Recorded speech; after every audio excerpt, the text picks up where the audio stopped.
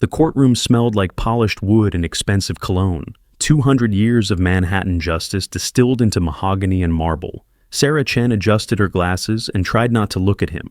Difficult, considering he was staring directly at her. James Hartwell sat at the defense table in a Tom Ford suit that probably cost more than her car. A midnight blue three-piece that fit him like it had been tailored on his body, which it probably had. Brioni, maybe, or Keaton. The kind of suit that whispered wealth rather than shouting it. His Patek Philippe Nautilus caught the courtroom's fluorescent light. Rose gold, the Ref Fight 711, easily $150,000 on the secondary market. His cufflinks were understated platinum, probably vintage Cartier. Everything about him screamed old money, establishment, the kind of wealth that opened doors before you even knocked. Everything except his posture. He sat relaxed in a way that shouldn't have been possible for a man facing 20 years in federal prison, his hands folded on the defense table, his expression almost serene, like he was attending a board meeting, not his own trial for defrauding investors of $3 billion. His attorney, Victor Chen, no relation, thank God, was shuffling papers with the kind of calm that came from charging $2,000 an hour. Victor Chen was a legend. The defense attorney who'd gotten 3 Wall Street executives acquitted during the financial crisis. The man who made federal prosecutors wake up at 3 a.m. in cold sweats. If you were rich and in trouble, Victor Chen was who you called. The fact that even Victor Chen couldn't seem to crack, this case should have told Sarah something. The prosecutor, Margaret Walsh, had spent 3 weeks preparing Sarah for this moment. Mock examinations in Walsh's office. Practice sessions where junior attorneys played defense counsel, throwing every possible curveball. Walsh drilling her on staying calm, speaking clearly, never letting the defense rattle her. "You're the star witness," Walsh had said, over bad coffee in a conference room that smelled like stale bagels. The forensic accountant who traced $3 billion through offshore accounts, shell companies, fabricated trades. You built this case, Sarah. The jury needs to believe you, needs to understand that what Hartwell did wasn't just illegal. It was calculated, systematic, and devastating. This conviction makes my judgeship. Don't fuck it up. The last part had been said with a smile, but Sarah had caught the steel underneath. Walsh's ambition wasn't a secret. The federal bench was just the first step. After that, appellate court. Maybe the Second Circuit. Women like Margaret Walsh didn't stop climbing until they ran out of ladder. Sarah had spent 8 months on the Hartwell investigation. 8 months reconstructing every trade, every wire transfer, every midnight movement of money through accounts in the Caymans, Luxembourg, Singapore. She'd tracked 4,047 individual trades across 17 offshore entities. She'd built timelines, analyzed patterns, created visualizations that made the complex fraud comprehensible. She knew James Hartwell's trading strategy better than he probably knew it himself. She could recite his average position sizes, his preferred sectors, his risk tolerance, the way he scaled into and out of positions. She'd lived inside his financial DNA for 8 months, which was why the 3 a.m. realization had hit her so hard. "Ms. Chen," Walsh's voice cut through Sarah's thoughts. "Can you explain to the jury what you discovered in the defendant's trading records?" Sarah pulled her attention from Hartwell's unnervingly direct gaze. She'd spent 8 months reconstructing his fund's activity. She knew his trading patterns better than he probably did himself. She knew he'd executed 4,147 trades in the relevant period. She knew his average position size, $47 million per position, with a standard deviation of $12 million. She knew he preferred morning executions between 9:30 and 11 a.m. Eastern. She knew he rarely held positions overnight during volatile periods. She knew his preferred settlement times, his broker preferences, even the peculiar way he structured his limit orders. She knew, with absolute certainty, that something was wrong. The realization had hit her at 3 a.m. that morning, sitting in her studio apartment in Brooklyn with cold coffee and a growing sense of dread. She'd been reviewing her testimony notes one final time, the way she always did before important presentations. Belt and suspenders preparation, her mentor had called it. Make sure you know the material so well you could recite it in your sleep. That's when she'd seen it, a pattern she'd missed during 8 months of investigation. Or more accurately, a pattern she'd dismissed because it didn't fit the prosecution's theory. Trades that didn't match Hartwell's established behavior. Not just different, wildly different. Aggressive, risky positions that contradicted everything she knew about his strategy. He was a value investor, patient capital, the kind of trader who did 6 months of research before making a bet. But these trades, the ones that formed the backbone of the fraud charges, were impulsive, leveraged to the hilt. The kind of desperate swings that came from someone trying to cover losses, not generate returns. And the execution times. God, the execution times. December 14th, 23 trades executed from Hartwell's New York office. But Hartwell had been in Singapore that day, giving a keynote at the Asian Financial Summit. She'd verified it herself. Video recordings, hotel records, credit card receipts. 500 witnesses had seen him on stage. March 8th, 17 trades during a board meeting at Hartwell Capital. But the board minutes, signed by 8 directors, showed Hartwell had been present for the entire 4-hour meeting. June 22nd, 31 trades executed between 6 p.m. and midnight. But Hartwell had been at his daughter's graduation ceremony in Connecticut, documented by photographs and dozens of witnesses. Someone else had made those trades, someone with access to Hartwell's credentials, his accounts, his digital signatures, someone who knew how to fake his trading patterns well enough to fool prosecutors, but not well enough to fool someone who'd spent 8 months living inside James Hartwell's financial DNA. "Ms. Chen?" Walsh's voice sharpened. Sarah met Hartwell's eyes across the courtroom. For a moment, just a moment, she saw something that made her chest tighten. Not arrogance, not the smug certainty of a guilty man who thought his wealth would save him. Fear. And beneath it, a question. "Do you see it?" "I found evidence of systematic fraud," Sarah said, her voice steady despite the sudden hammering of her heart. The defendant's fund reported returns of 47% annually over 5 years. My analysis shows those returns were fabricated through a complex scheme of false trades and backdated transactions. The words were true, the evidence was real, but somewhere in the maze of data, someone had buried the truth under an avalanche of lies, and Sarah Chen had just sworn under oath to perpetuate them. The prosecution team claimed a corner of the courthouse cafeteria that smelled like burnt coffee and the crushed dreams of public defenders. Margaret Walsh was already on her 3rd espresso, reviewing notes with the intensity of a general planning an invasion. She'd built her career on cases like this, high-profile white-collar prosecutions that made headlines and launched political careers. Word was, she had her eye on a federal judgeship. A conviction in the Hartwell case would seal it. The rest of the team clustered around her like remoras around a shark. Jason Martinez, the junior prosecutor who'd done most of the grunt work on discovery. Linda Park, the paralegal who'd organized 17,000 pages of financial documents into something comprehensible. Tom Bradford, the FBI agent who'd led the investigation and still looked like he wanted to arrest Hartwell personally. They were celebrating. High fives, backslaps. The kind of premature victory that made Sarah's stomach churn. "You were perfect up there," Walsh said without looking up from her notes.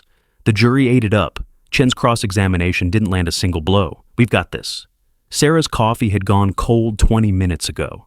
She'd been staring at her phone, at the photos she'd taken of the trading records at 3 a.m., the timestamps that didn't align, the execution patterns that screamed different trader.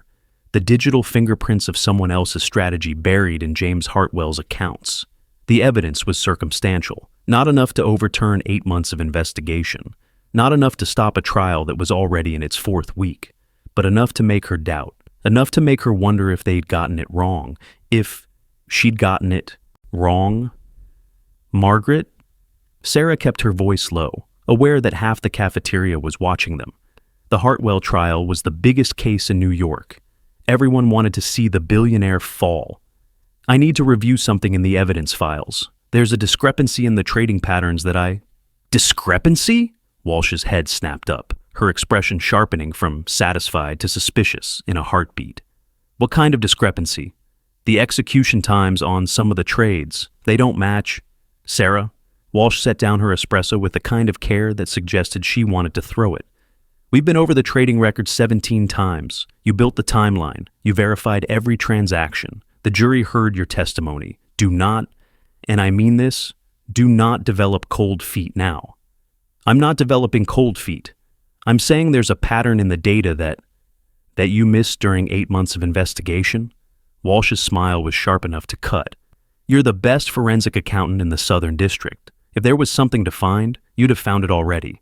What you're experiencing is normal. Witness anxiety, second guessing. It happens to everyone right after they testify.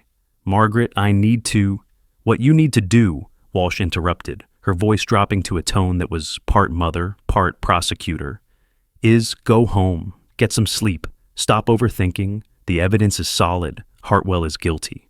And in 3 days, when that jury delivers a conviction, you'll remember why we do this work.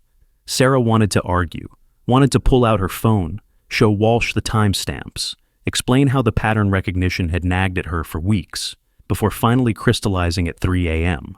Wanted to say that a good prosecutor followed the evidence wherever it led, even if it led away from a conviction. But she looked at Walsh's face, the ambition, the certainty, the career trajectory that depended on James Hartwell going to prison, and realized that this conversation was over before it started. You're right, Sarah said, the lie tasting like ashes. I'm overthinking it. Good. Walsh's smile returned, warm and approving. Go home. Sleep. We've got this.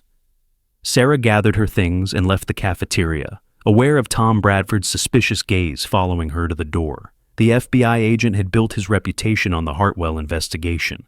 He'd spent 18 months cultivating sources, executing search warrants, building the case brick by brick. He wasn't going to let anyone tear it down, especially not the prosecution's own witness. Sarah's apartment was a fifth-floor walk-up in Brooklyn that cost $2,400 a month for 600 square feet and a view of an air shaft. Not exactly luxury, but it was hers. Clean, organized, filled with books and the kind of comfortable furniture that came from being practical rather than rich.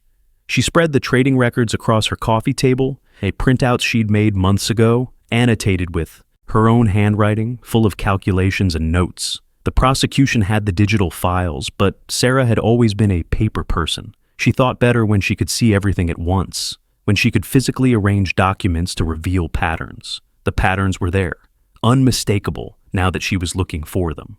She pulled out her laptop and started digging deeper, cross-referencing the suspicious trades with Hartwell's documented whereabouts. The Singapore conference had been public, but what about the others? She pulled up hotel records, credit card transactions, security camera footage from Hartwell Capital's building. March 8th, board meeting from 2 p.m. to 6 p.m. 17 trades executed during that exact window. But the building's security logs showed Hartwell's keycard accessing the office at 1:47 p.m. and not leaving until 6:23 p.m. The board meeting minutes, signed by 8 directors, confirmed his presence for the entire meeting. June 22nd, Hartwell's daughter's graduation at Yale. 31 trades executed between 6 p.m. and midnight. But Sarah found a photo album on the Yale website. Proud father standing with his daughter. Timestamp 7:43 p.m.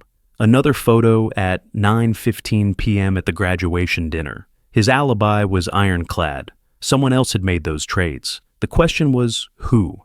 Sarah pulled up the fund's employee records. 17 people worked at Hartwell Capital.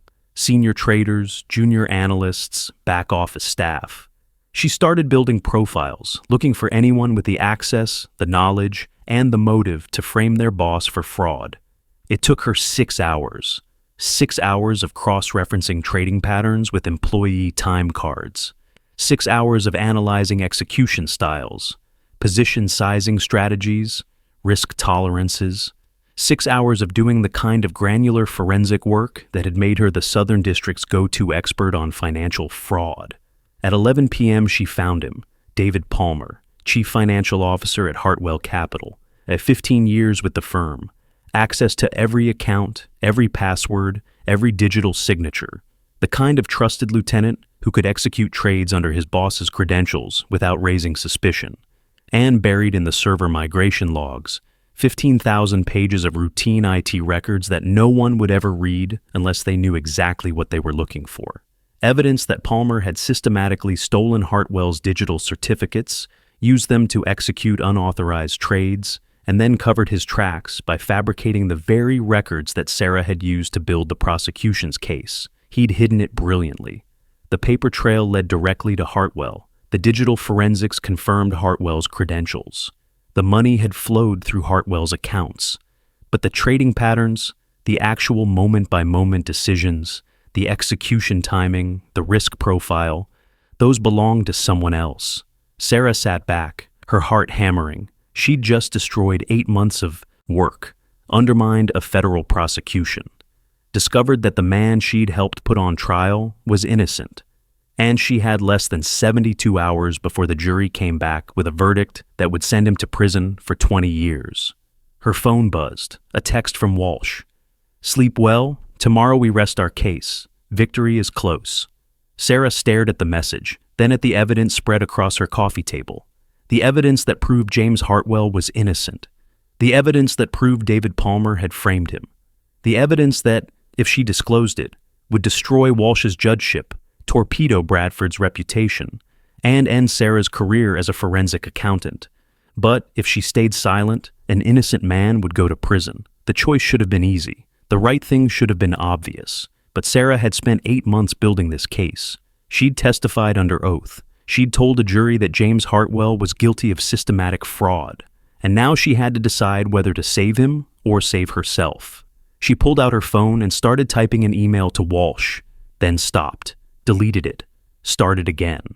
This was bigger than an email, bigger than a phone call. This required proof, documentation, a bulletproof case that Palmer was the real criminal, and Sarah had 72 hours to build it. James Hartwell lived in a Tribeca penthouse that occupied the top 2 floors of a converted warehouse. 4,200 square feet with floor-to-ceiling windows, industrial exposed brick, and the kind of kitchen that food magazines photographed. The doorman was the kind of professional who didn't blink when Sarah showed up at 6 a.m. with a messenger bag full of documents and the kind of nervous energy that came from not sleeping for 36 hours. "Ms. Chen to see Mr. Hartwell." The doorman made a call. 30 seconds later. "Top floor. Elevator code is 4782. Sarah rode up in silence, her heart hammering against her ribs. This was insane. Contacting a defendant during trial was grounds for mistrial. Contacting the defendant she'd just testified against was grounds for disbarment, professional destruction, and possibly federal charges for obstruction of justice. But she couldn't go to Walsh, couldn't trust that the prosecutor would follow the evidence instead of her ambition. Couldn't risk Palmer destroying evidence while she fought through official channels. The elevator doors opened directly into Hartwell's penthouse. Polished concrete floors, museum-quality art, furniture that looked like it came from a modernist fever dream. And standing in the kitchen, making coffee in an undershirt and suit pants, was James Hartwell. He looked up when she entered. No surprise, no alarm, just a quiet, intense focus that made Sarah's breath catch. "Ms. Chen," his voice was measured, careful. "This is unexpected. I need to talk to you about your case, about—" She stopped, suddenly aware of how insane this looked. The prosecution's star witness, showing up at the defendant's home before the verdict. "About the fact that you're innocent." The coffee maker hissed in the silence that followed. Hartwell set down his cup with the kind of care that suggested he was choosing his next words very carefully. "You should leave. I know you didn't make those trades. I know someone framed you. I can prove it." Sarah? Her first name, not her title. Something shifted in his expression. "Do you understand what you're risking by being here? If anyone finds out, Walsh, the FBI, the defense team, you'll be destroyed. Your career, your reputation, possibly your freedom." "I know." "Then why?" "Because you're innocent. Because I testified against you under oath. Because if you go to prison for something you didn't do, I'm complicit in that injustice." She set her messenger bag on his kitchen island, pulled out the documents. "David Palmer, your CFO, he's the one who made the trades. He had access to your credentials, your accounts. He's been embezzling for 3 years, using your digital signatures to cover his tracks." Hartwell didn't move, didn't reach for the documents. Just watched her with an intensity that made her skin feel too tight. "How long have you known?" 36 hours, since right after I testified. "And you came here instead of going to the prosecutor." "Walsh won't listen. She's too invested in the conviction, and Palmer's smart. If he gets wind that I'm investigating, he'll destroy evidence. I need your help to build a case that's ironclad enough to force the DOJ to listen. You're asking me to work with you, the prosecution's star witness, while my trial is ongoing. I'm asking you to help me prove your innocence." He studied her for a long moment, and Sarah felt the weight of his scrutiny. This man had built a billion-dollar fund through analysis and strategic thinking. He was measuring her, calculating risks, deciding whether to trust the woman who'd helped put him on trial. "Why should I believe you?" he finally asked. "Because I could have said nothing. Could have let the verdict come down, collected my praise from Walsh, moved on to the next case. I'm risking everything by being here. The only reason to do that is if I actually believe you're innocent." Another silence. The coffee maker had gone quiet. Morning light was starting to filter through the massive windows, painting lower Manhattan in shades of gold. "If we do this," Hartwell said slowly, "and we're caught, you'll face federal charges, obstruction of justice, witness tampering. Walsh will destroy you. I know. You'll never work as a forensic accountant again. You'll be disbarred from testifying in federal court. Your career will be over. I know. And you're still willing to do this. I didn't become a forensic accountant to send innocent people to prison. I did it to find the truth, even when the truth is complicated, even when it cost me everything." Hartwell picked up his coffee, took a slow sip. When he set it down, something had changed in his expression. Not quite a smile, but a softening, a decision made. "What do you need?" Relief crashed through Sarah so hard, she had to grip the edge of the island to steady herself. "Access to your fund's servers, complete transaction logs going back 4 years, employee records, and your CFO's personnel file.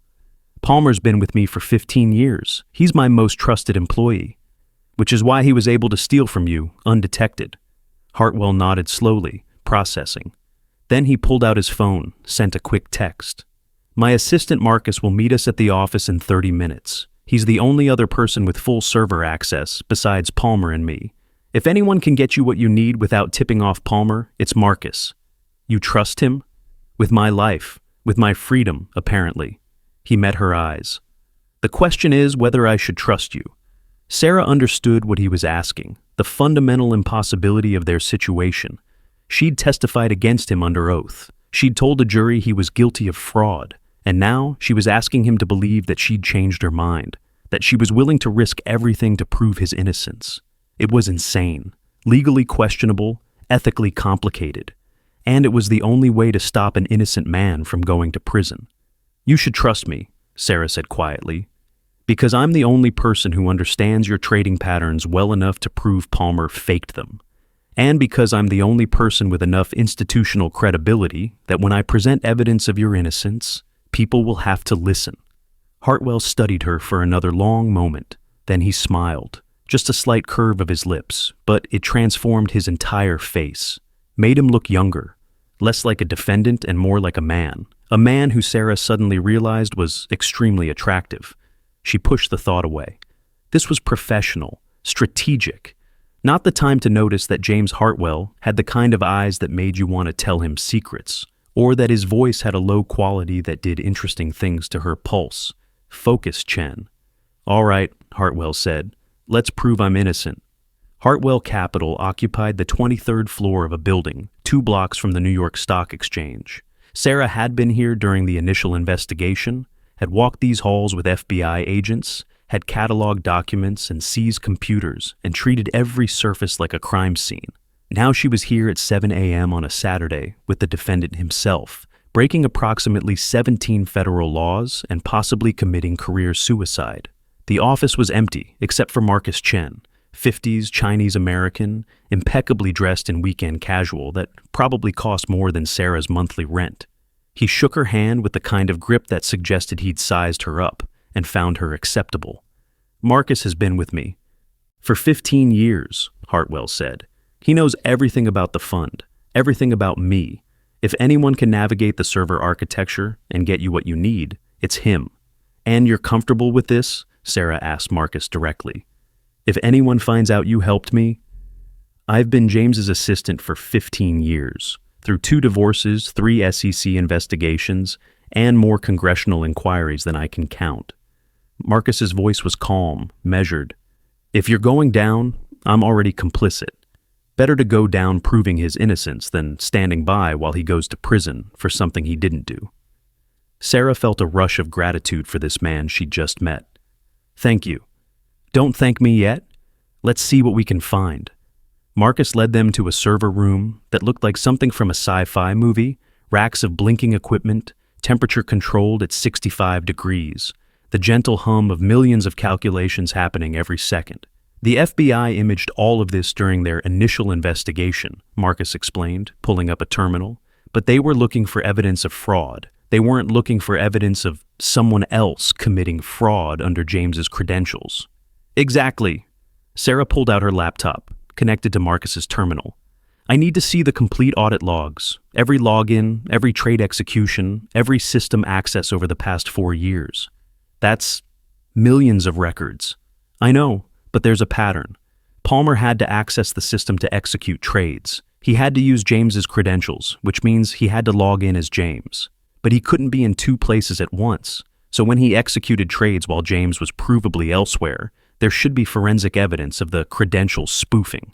Marcus's fingers flew across the keyboard. Accessing the authentication logs now. This is going to take a few minutes to compile. While they waited, Sarah pulled up her timeline of suspicious trades. 23 instances over 3 years where trades had been executed under Hartwell's credentials while he was documented to be somewhere else. Singapore, Connecticut, board meetings. Even one instance when Hartwell had been on vacation in the Maldives, and somehow his account had executed 17 trades from his New York office. Got it. Marcus pulled up a massive spreadsheet. Thousands of rows of login data, timestamp information, IP addresses, certificate hashes. This is every authentication event for James's credentials over the past 4 years. Sarah's heart rate kicked up. This was it. The smoking gun. If she was right, the logs would show unauthorized access, certificate spoofing, digital fingerprints of someone pretending to be James Hartwell. She started filtering, sorting, cross-referencing with her timeline. December 14th, Singapore keynote. Checking the server logs for that day. There. 9:47 a.m. Eastern Time. Login authenticated with James Hartwell's credentials. Source IP address. Internal network. Trading floor. Certificate hash matched Hartwell's digital signature. But the authentication metadata showed something interesting. The certificate had been issued 30 seconds before the first trade, brand new certificate, generated on the fly, used once, then discarded. Legitimate credentials would show a certificate issued days or weeks earlier. This was someone generating a certificate using stolen authority, executing trades, then destroying the evidence. Marcus, can you pull the certificate issuance logs? I need to see who generated these certificates. More typing, more waiting. Sarah's hands were shaking slightly. She'd spent 8 months investigating this case and had missed this. Had missed the evidence that was right there in the server logs, hidden under layers of technical complexity that she'd assumed was legitimate. Here, Marcus pulled up another screen. Certificate issuance logs. These are supposed to be controlled by IT security, but senior management has override authority for emergency situations. Sarah scanned the logs. Certificate generated December 14th at 9:47 a.m. Issuing authority. David Palmer, CFO, using emergency override. March 8th. Certificate generated during board meeting. Issuing authority. David Palmer, June 22nd, Connecticut graduation. Certificate generated 6:03 p.m. Issuing authority. David Palmer. Every single suspicious trade. Every instance where James Hartwell had been provably elsewhere, every piece of evidence that had convinced Sarah, had convinced the FBI, the prosecutors, the grand jury, that Hartwell was guilty. All of it traced back to David Palmer using emergency credentials to generate fake certificates and execute trades under his boss's identity. Son of a bitch, Hartwell said quietly. He'd been watching over Sarah's shoulder, seeing the evidence pile up. Palmer's been stealing from me for 3 years. Not just stealing. Sarah pulled up another screen, tracking the money flows. He was embezzling, yes, but the amounts were relatively small. A few million here, a few million there. The real fraud was the backdated trades. He was trying to cover losses from his own trading activity by fabricating Hartwell Capital returns, making the fund look more profitable than it actually was. To attract more investors, Marcus said, understanding dawning. More capital under management meant more fees. More fees meant more money to steal. Exactly, and when the returns couldn't be sustained, when the market turned and Palmer's strategies stopped working, he panicked, started taking bigger risks, using James's credentials to hide his trading activity. That's when the fraud went from embezzlement to systematic. That's when it became a federal case. Hartwell was staring at the screen like it contained evidence of his own murder. I trusted him. 15 years. He had keys to my apartment, authority over my accounts. I trusted him with everything. Sarah heard, the betrayal in his voice, the disbelief that someone so close could have orchestrated such systematic destruction. She understood the feeling. She'd spent 8 months building a case against this man, convinced of his guilt, only to discover she'd been part of Palmer's framed job. "We need to document everything," she said, forcing herself back into professional mode. "Every false certificate, every spoof trade, every instance where Palmer used your credentials while you were provably elsewhere. We need a case so bulletproof that even Walsh can't ignore it." "And then what?" Hartwell asked. "We go to the DOJ, to Walsh? She'll call it a last-minute fabrication, defense desperation. Not if the evidence comes from me. I'm the prosecution's witness. If I present this, if I admit I got it wrong..." She took a breath. "Walsh will have to listen, the judge will have to listen, because I'm the one who built the case against you in the first place. You'll be admitting to perjury. I'll be correcting a mistake. There's a difference. Sarah?" Hartwell's hand was on her arm, warm through her blazer. The first time he'd touched her. "This will destroy your career. Walsh will come after you with everything she has. You'll never work as a forensic accountant again." She met his eyes, dark blue, intense, full of an emotion she couldn't quite name. Gratitude? Yes. But something else? Something that made her very aware of how close they were standing, how his hand felt against her arm, how he was looking at her like she was the solution to every problem he'd ever had. "I know," she said quietly, "but sending an innocent man to prison because I'm too afraid to admit I was wrong, that's not who I am." For a long moment, they just looked at each other. The server room hummed around them. Marcus had diplomatically turned back to his terminal, giving them privacy. Then Hartwell's hand dropped from her arm, and the moment shattered like glass. "All right," he said, his voice rough. "Let's build the case. Let's prove Palmer is the criminal." Sarah turned back to her laptop, her arm still warm where he'd touched her, her mind trying to focus on forensic evidence instead of the way James Hartwell's eyes had looked when he'd said her name. Professional, Chen. Stay professional. Even if the defendant was innocent, brilliant, and apparently capable of making her forget how to breathe with a single look. They worked for 14 hours straight. Sarah, James, and Marcus hunched over laptops and printouts in James's office, building a case that would prove David Palmer had systematically framed his boss for fraud. The evidence was there, hidden in server logs, authentication records, metadata timestamps. Palmer had been careful, but not careful enough. He'd assumed no one would look this deep, would cross-reference every trade with every authentication event, would notice the subtle patterns that revealed a different trader's hand. He'd assumed wrong. Sarah built timelines, created visualizations, documented every instance of credential spoofing. She found 23 separate occasions where Palmer had generated fake certificates and executed trades under James's identity. 23 instances that, when compared to James's documented whereabouts, proved conclusively that someone else had been trading under his name. But the real breakthrough came when Marcus found Palmer's personal trading account. He wasn't just embezzling from the fund, Marcus explained, pulling up records on his screen. He was running his own trading operation, small positions leveraged heavily, exactly the kind of aggressive strategy that James would never touch. Sarah leaned closer, studying the trades. Palmer's positions were reckless, leveraged 10.1 on volatile tech stocks, shorting indices without hedges, the kind of desperate gambling that suggested someone trying to recover losses fast. And when those positions went bad, he covered the losses by fabricating returns for Hartwell Capital, James finished, made the fund look profitable to investors while he was bleeding money on his personal account. "It's a classic Ponzi structure," Sarah said. Use new investor capital to cover old losses. Keep the scheme going as long as possible. But eventually it collapses, which is why Palmer panicked, started taking bigger risks, using my credentials more aggressively, trying to trade his way out of the hole he dug. Until the FBI started investigating, Marcus added. Then Palmer realized he needed a scapegoat, someone to take the fall when the fraud was discovered. You! Sarah looked at James.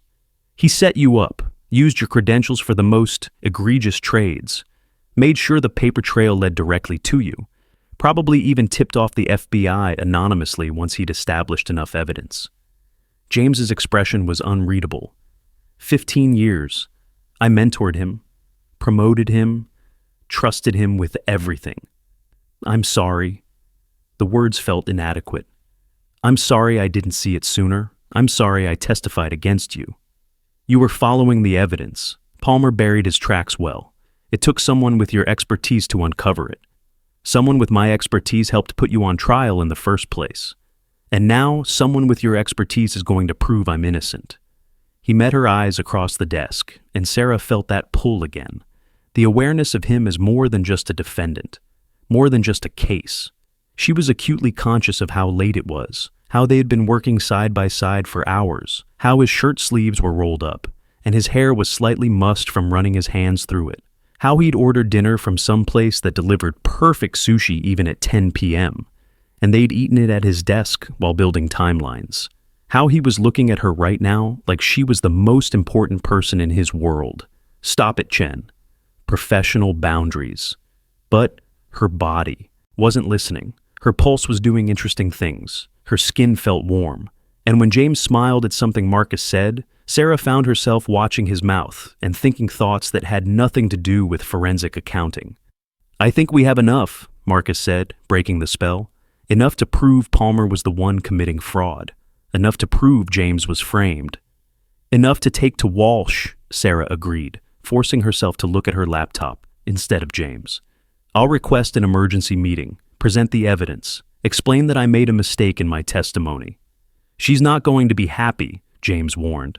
I don't care if she's happy. I care about the truth. She started packing up her laptop, gathering the printouts.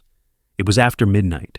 They'd been in James's office since 7 a.m., 17 hours of evidence gathering, analysis, building a case that would exonerate him and probably destroy her career.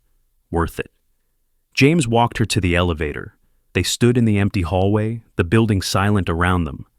Thank you, he said quietly, for risking everything, for believing me. I'm just correcting a mistake.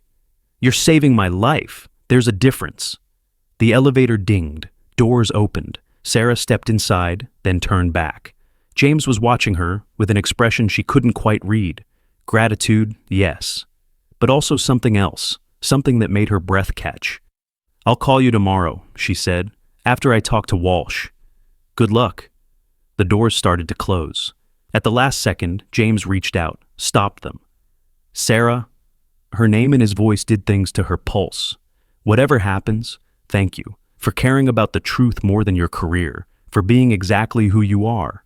Then the doors closed, and Sarah was descending 23 floors alone, her heart hammering, her mind replaying the way he'd said her name. She was in so much trouble, and she wasn't just thinking about her career. Margaret Walsh's office was in the U.S. Attorney's Building at 1 St. Andrews Plaza, 14 floors of federal prosecutorial power overlooking Foley Square. Sarah had been here dozens of times, had celebrated convictions in this building, had felt the satisfying weight of justice served. Now she was about to blow apart the biggest case of Walsh's career. She'd called ahead, requested an emergency meeting. New evidence in the Hartwell case, critical, need to discuss immediately. Walsh had agreed with the kind of tight-voiced suspicion that suggested she knew something was wrong. Now, Sarah sat in Walsh's office with her messenger bag full of documents and the worst kind of nervous energy. The kind that came from knowing you were about to commit career suicide and doing it anyway. Walsh sat behind her desk with the posture of a woman who'd prosecuted 300 cases and lost exactly 12. Behind her, framed photos showed her shaking hands with senators, governors, the attorney general. The pathway to a federal judgeship mapped out in handshakes and victories. This better be good, Sarah, The jury is deliberating. We're hours away from a verdict. That's why I'm here. Sarah pulled out the first document, the authentication logs showing Palmer's certificate generation. I made a mistake. In my testimony, in my analysis, James Hartwell didn't commit those trades. His CFO did. Silence. Walsh didn't move, didn't blink, just stared at Sarah with the kind of focus usually reserved for hostile witnesses. Explain. Sarah did. Laid out the timeline, the authentication logs, the pattern of spoofed credentials, showed how Palmer had systematically generated fake certificates, executed trades under Hartwell's identity, then destroyed the evidence. How the trades that formed the backbone of the prosecution's case had been executed while Hartwell was provably somewhere else. How the trading patterns didn't match Hartwell's established strategy. How Palmer had framed his boss to cover his own embezzlement. By the time she finished, 15 minutes had passed. Walsh had reviewed every document with the kind of attention to detail that had made her a legendary prosecutor, and her expression had gone from suspicious to absolutely furious. You came to this conclusion when? 36 hours ago, right after I testified. And you didn't tell me immediately? I tried in the cafeteria. You told me I was overthinking it. So you decided to investigate on your own, contact the defendant, spend 14 hours alone with him building an alternative theory of the crime. I was correcting a mistake. You were committing witness tampering, obstruction of justice, and possibly conspiracy. Walsh's voice was very quiet, very controlled. The kind of control that came right before an explosion. Do you understand what you've done? You've destroyed this case, destroyed your career, destroyed my case. I discovered that an innocent man is on trial for crimes he didn't commit. Isn't that more important than your conviction rate? Wrong thing to say. Walsh's expression went from furious to glacial. My conviction rate? This case isn't about my career, Sarah. It's about justice, about holding wealthy criminals accountable, about proving that billionaires can't buy their way out of fraud charges. Even if they're not actually guilty? Hartwell Capital reported false returns, defrauded investors of $3 billion. That fraud happened. Someone committed it. And you built the case proving Hartwell was responsible. I built the case wrong. Palmer was responsible. The evidence proves it. Evidence you obtained by working with the defendant during trial. Evidence that could be fabricated. Evidence that conveniently appears right before the verdict. It's not fabricated. It's real. Palmer committed fraud. Hartwell is innocent. Walsh stood, walked to her window overlooking Foley Square. 14 floors up, she could see the courthouse, where the jury was deliberating, where James Hartwell's fate hung in the balance. Even if you're right, Walsh said quietly, even if Palmer is the real criminal, your conduct has tainted everything. Defense will move for mistrial. We'll have to investigate Palmer separately, build a new case. This prosecution, 4 weeks of trial, hundreds of hours of preparation, will be thrown out. And you, she turned back to Sarah, you will face federal charges, witness tampering at minimum, possibly conspiracy, obstruction of justice. I'll make sure of it. Sarah's mouth went dry. You're more concerned about protecting your conviction than finding the truth? I'm concerned about the integrity of the justice system, about witnesses who don't contact defendants during trial, about forensic accountants who follow proper procedures instead of playing detective. Margaret? Sarah stood, met Walsh's eyes directly. You know I'm right. You've reviewed the evidence. Palmer generated those certificates. Palmer executed those trades. Hartwell was framed. And if you proceed with this prosecution knowing that, you're not serving justice. You're serving your own ambition. The words hung in the air between them. Career-ending words. The kind of accusation you couldn't take back. Walsh's smile was terrible. Get out of my office. Margaret, you're dismissed from this case, effective immediately. I'll be referring your conduct to the FBI for investigation. I'll be filing a complaint with the Bar Association, and I'll be personally ensuring that you never work as a forensic accountant again. She pressed the intercom on her desk. Security, please escort Ms. Chen from the building. You can't bury this. The defense has a right to exculpatory evidence. You have to disclose. I don't have to do anything based on evidence obtained through witness tampering. Now get out before I have you arrested. 2 security guards appeared in the doorway. Sarah gathered her documents, her laptop, her shattered career, and walked out of Margaret Walsh's office for the last time. The guards escorted her to the elevator, watched her descend 14 floors, followed her all the way to the street. Only when she was standing on the sidewalk in Lower Manhattan, tourists and lawyers flowing around her, did Sarah pull out her phone and call James Hartwell. "She's burying it," Sarah said when he answered. "Walsh is burying the evidence. She's going to let the jury convict you rather than admit she prosecuted the wrong man." Silence on the other end, then. "Where are you?" "Outside the U.S. Attorney's office. They just kicked me out." "Stay there. I'm sending a car." "James, she's going to file charges against me. Federal charges. I know what this is. Stay there. Please." The line went dead. Sarah stood on the sidewalk, tourists streaming past, and tried to process what had just happened. She'd torpedoed the biggest case of her career, destroyed her relationship with the U.S. Attorney's Office, opened herself up to federal prosecution, all to prove that a billionaire was innocent. And Margaret Walsh was going to bury the evidence anyway. 10 minutes later, a black Mercedes S-Class pulled up, the kind with privacy glass and a driver who probably had a concealed carry permit. The back door opened. James Hartwell was inside. "Get in." Sarah got in. The car pulled away from the curb, merged into Manhattan traffic. Inside, the world went quiet. Soundproofed, climate-controlled. The kind of luxury that made you forget you were in New York City at all. "Tell me everything," James said. Sarah did. Walsh's reaction, the threats, the security escort, the promise to file federal charges. By the time she finished, they were headed uptown, the city sliding past the tinted windows. "She's afraid," James said when Sarah fell silent. "Afraid of losing the case, afraid of looking like she prosecuted an innocent man, afraid of what it does to her judgeship ambitions. She's willing to send you to prison to protect her career. Welcome to how the justice system actually works when you're the defendant." Sarah wanted to argue, wanted to defend the institution she had dedicated her career to, but the words died in her throat. Because Walsh had just proven that ambition trumped justice. That powerful people protected their interests even at the cost of innocent lives. "So what do we do?" she asked. James pulled out his phone, typed a message, set it down. "We go directly to the judge, file an emergency motion to present new evidence, force Walsh's hand. She'll call it defense desperation, last-minute fabrication. She'll try.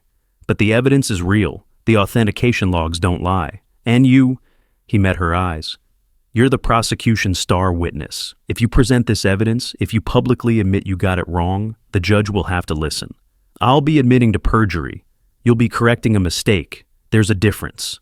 That's what I told Walsh. Did she believe you? She threatened to destroy me." James smiled, but it didn't reach his eyes.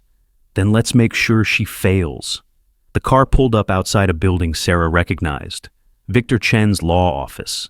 The legendary defense attorney who'd been representing James, who'd cross-examined Sarah just 2 days ago. "Your attorney's office? James, I can't." "Victor's already drafting the motion. Emergency hearing, new evidence, request for mistrial. We're filing it tonight." "This is insane. This is justice. Delayed, complicated, and absolutely necessary justice." The car door opened. Victor Chen stood on the sidewalk in weekend casual, jeans and a button-down that probably cost more than Sarah's entire wardrobe. But his expression was all business. "Ms. Chen, Mr. Hartwell, let's go prove our client is innocent." Sarah followed them inside, into a conference room where 3 associates were already working, into the machinery of a legal strategy designed to stop a miscarriage of justice. And she thought, "I've crossed the line. There's no going back." But when she looked at James Hartwell, at the man who'd been hours away from a conviction for crimes he didn't commit, she knew she'd made the right choice, even if it cost her everything. Judge Patricia Morrison had been on the federal bench for 23 years. She'd presided over terrorism trials, organized crime prosecutions, and more white-collar cases than anyone could count. She did not appreciate having her Sunday evening interrupted by an emergency motion, filed 6 hours before a jury was expected to reach a verdict. She especially did not appreciate it when that motion accused the prosecution of withholding exculpatory evidence. The courtroom at 7 p.m. on a Sunday was surreal. Empty gallery, harsh fluorescent lighting. None of the ceremony that usually attended federal proceedings. Just Judge Morrison behind the bench, looking like she wanted to hold someone in contempt. Margaret Walsh at the prosecution table, radiating barely contained fury. Victor Chen at the defense table with James Hartwell, both wearing the kind of calm that came from having truth on your side. And Sarah Chin in the witness box, about to commit career suicide on the record.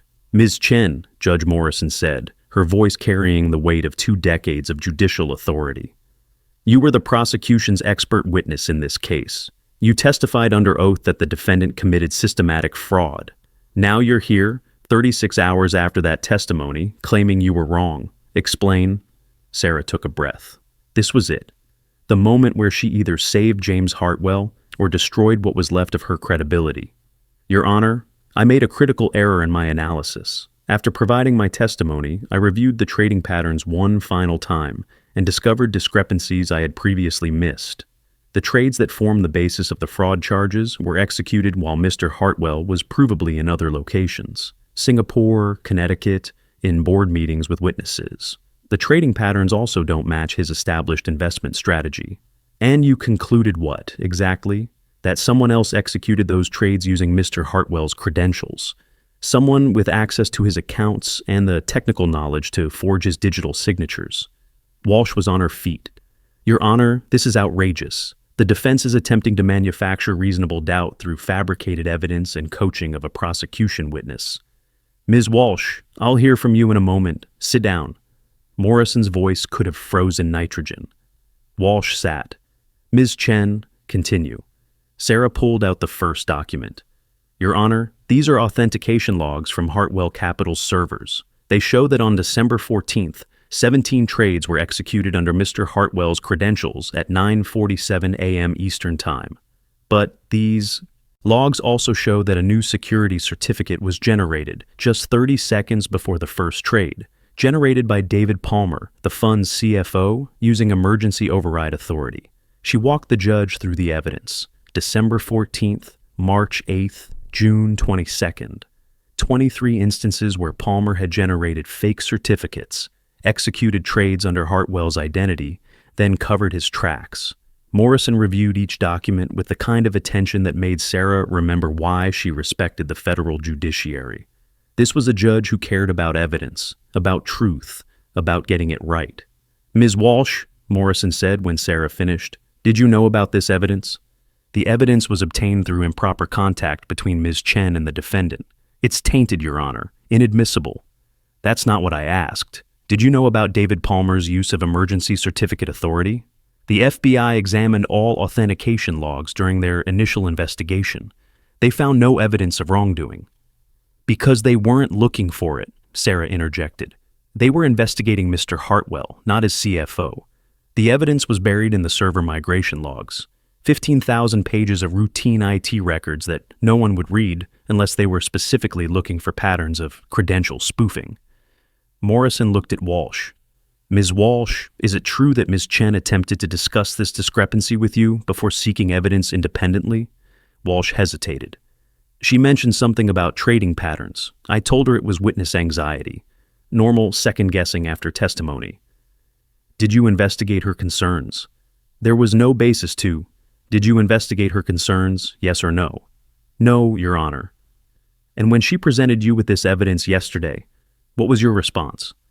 "I informed her that her conduct was improper, that she had compromised the case through unauthorized contact with the defendant." "Did you review the evidence she presented?" Another hesitation. "Yes." "And did you find it credible?" "The source was tainted." "Ms. Walsh." Morrison's patience was clearly wearing thin. "I'm going to ask you one more time. Did you find the evidence credible? Does it suggest that someone other than the defendant may have executed the fraudulent trades?" The courtroom was silent. Sarah could hear her own heartbeat, could feel James's eyes on her from the defense table, could see Walsh calculating her answer. "The evidence raises questions," Walsh finally said, "questions that would require further investigation. Questions that constitute potentially exculpatory evidence. Evidence you are required by law to disclose to the defense. Your Honor, the timing of this disclosure, the timing is your fault, Ms. Walsh. You were informed of Ms. Chen's concerns and chose to dismiss them. Now, we have a jury deliberating on a case where critical exculpatory evidence has been withheld. Morrison pulled off her glasses, rubbed the bridge of her nose. Sarah had seen this gesture before. The judge was pissed. "Here's what's going to happen," Morrison said. "I'm declaring a mistrial. The jury will be dismissed. The U.S. Attorney's Office will immediately open an investigation into David Palmer's conduct. If that investigation supports Ms. Chen's findings, Mr. Palmer will be charged and Mr. Hartwell will be exonerated. If it doesn't, we'll retry this case with a full accounting of all evidence." "Your Honor," Walsh started. "I'm not finished. Ms. Walsh, you will refer yourself to the Office of Professional Responsibility for your handling of Ms. Chen's disclosure. And Ms. Chen." Morrison turned to Sarah. "The Bar Association will be conducting its own investigation into your contact with the defendant during trial. I suggest you get an attorney." Sarah nodded. She'd expected this, had known that proving Hartwell's innocence would come at the cost of her own career. Worth it. "This hearing is adjourned. Mr. Hartwell, you remain free on bond pending the Palmer investigation. Ms. Walsh, I want a status update on that investigation in 72 hours. Morrison's gavel fell. The sound echoed through the empty courtroom like a gunshot. Sarah stepped down from the witness box. Her hands were shaking. Her career was over. She'd face a bar investigation, possibly federal charges, definitely the end of her work as a forensic accountant. But James Hartwell was free. The truth was out. Palmer would be investigated, charged, prosecuted. Justice, delayed and complicated, but justice nonetheless. "Ms. Chen." Victor Chen appeared at her elbow, all professional courtesy. "You did the right thing. Regardless of the personal cost, you served justice today. Tell that to the Bar Association." "I will, in my capacity as your attorney, if you'll have me." Sarah blinked. "You're offering to represent me? Pro bono? Consider it a thank you for saving my client from 20 years in prison." She didn't know what to say, didn't know how to process the fact that the legendary defense attorney was offering to represent her. "Think about it. Call me tomorrow." Victor handed her his card, then departed with the kind of professional grace that came from winning cases no one else could win. Sarah stood alone in the empty courtroom. Well, not quite alone. James Hartwell stood near the defense table, watching her with an expression she couldn't read. "You saved my life," he said quietly. "I corrected a mistake. You risked everything, your career, your reputation, possibly your freedom. You didn't commit the crimes, someone had to say it." He crossed the distance between them, and suddenly he was standing very close. Close enough that Sarah could smell his cologne. Something expensive and understated, probably Creed or Tom Ford.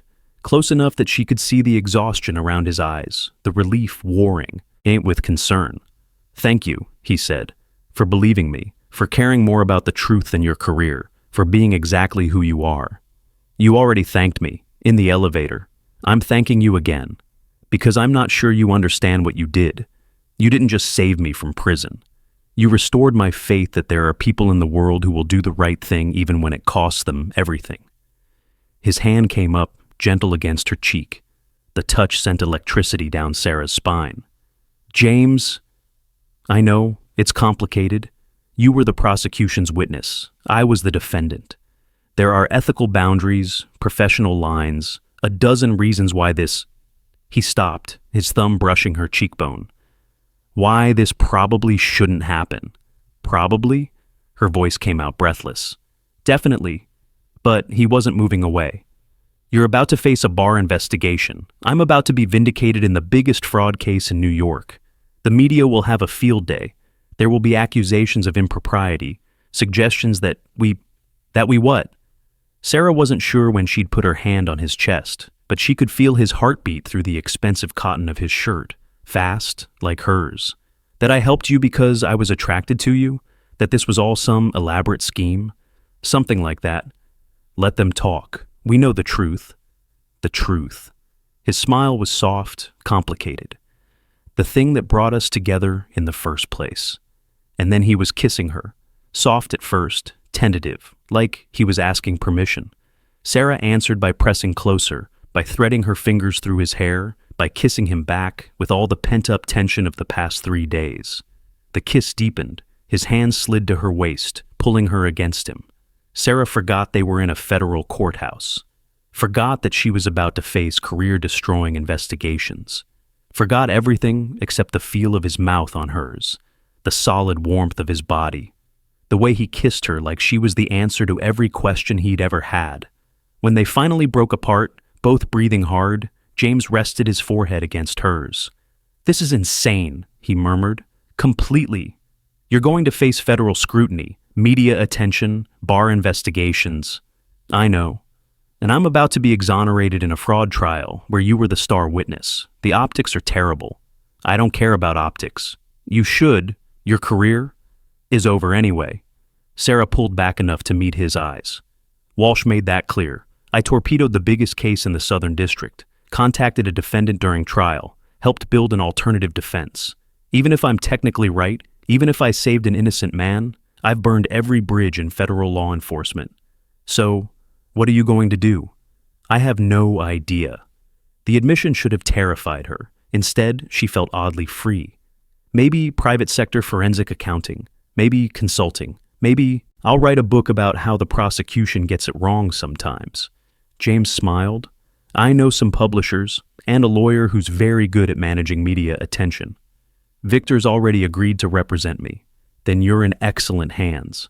His thumb traced her jaw. "But just so we're clear, when I say I know a lawyer who's good at managing media attention, I'm talking about dealing with the scrutiny that's going to come from this." He gestured between them. "From us." "Is there an us?"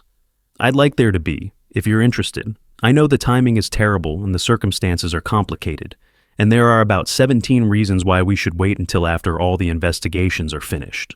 "But," Sarah prompted, "but I almost went to prison for crimes I didn't commit.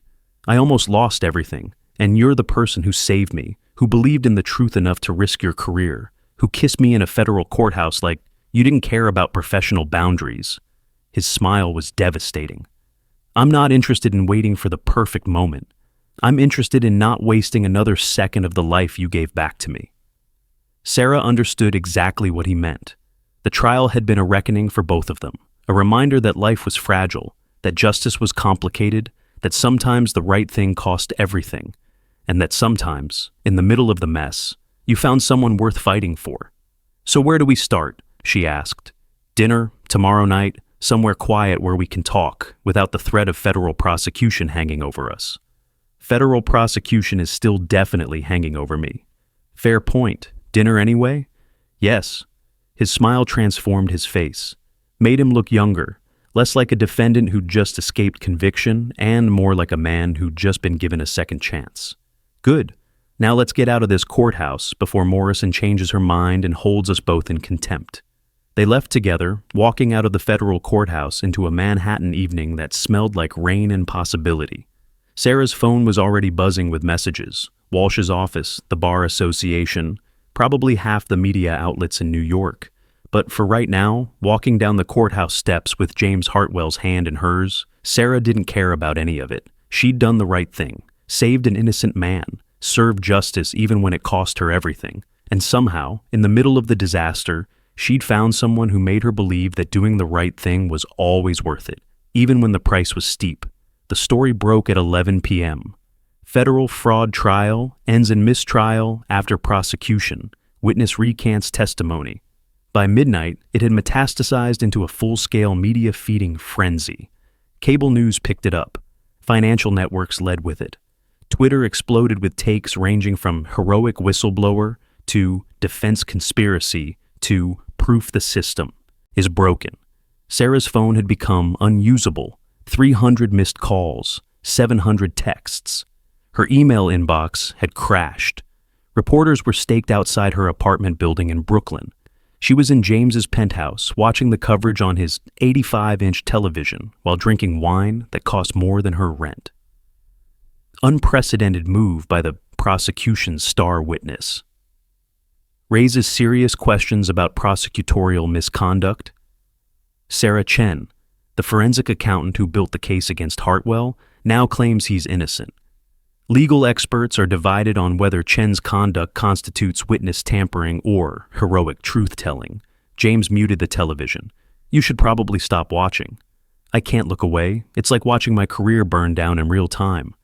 For what it's worth, most of the coverage is sympathetic. People understand you were correcting a mistake. Tell that to Margaret Walsh, or the Bar Association. Her phone buzzed again. This time she looked, her mentor, Dr. Patricia Alvarez, the woman who'd taught Sarah everything she knew about forensic accounting. She answered. Dr. Alvarez. Sarah? The voice on the other end was warm, concerned. I just saw the news. Are you all right? Define all right? I'm not in jail yet, so that's something. What you did took remarkable courage and skill.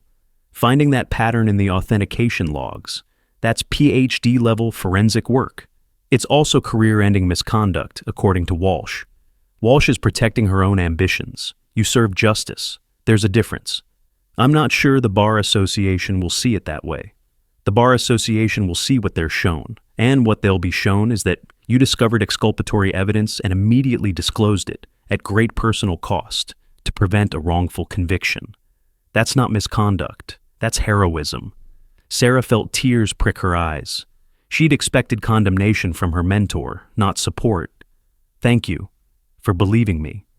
I've known you for 10 years, Sarah. You don't take shortcuts. You don't fabricate evidence.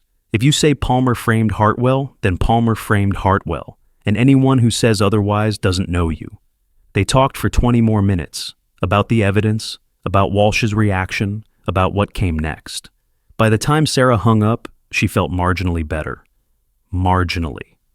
James handed her a fresh glass of wine, a Bordeaux that probably cost 3 figures. Your mentor? She believes me. Says what I did was heroic, not criminal. She's right. The Bar Association might disagree. The Bar Association will come around once Palmer is charged, once it's clear you were right. Once the alternative is admitting they punish someone for preventing a wrongful conviction. Sarah wanted to believe him, wanted to trust that truth and justice would win out. But she'd spent enough time in the federal system to know that bureaucratic inertia was a powerful force, that admitting error was hard, that organizations protected their own, even when their own were wrong. What if they don't? She asked quietly. What if Walsh makes good on her threats, federal charges, disbarment, the end of everything I've worked for? James set down his wine, turned to face her fully. Then I will hire the best legal team in New York. We will fight every charge, every accusation, every attempt to punish you for doing the right thing. We will make so much noise that the media can't ignore it, and we will win. Because you're right, and they're wrong, and sometimes that actually matters. You sound very certain. I am certain. Because I've been on the receiving end of false accusations. I know what it's like to have the full weight of federal prosecution coming for you. And I know that sometimes, when the evidence is on your side and you have people willing to fight, justice actually prevails. He said it with such conviction that Sarah almost believed him, almost let herself think that this would work out, that she'd survive the investigations, that her career could be salvaged. Almost. But the television was still showing her photo, her courthouse security badge photo, professional and serious, with Chiron speculating about prosecutorial conspiracy and defense manipulation. And her phone was still buzzing with calls from reporters who wanted her take on the biggest legal scandal in New York. I should go home, she said, even though the thought of facing the media stakeout outside her apartment made her want to hide forever. Stay here. James's hand found hers. The building has security. The media can't get past the lobby. You'll be safe. James, I can't. I have 3 guest rooms. Take your pick. You need sleep, not a confrontation with 50 reporters. He was right. She was exhausted, hadn't slept properly in 3 days. The thought of her own bed was appealing, but the thought of the media gauntlet was horrifying.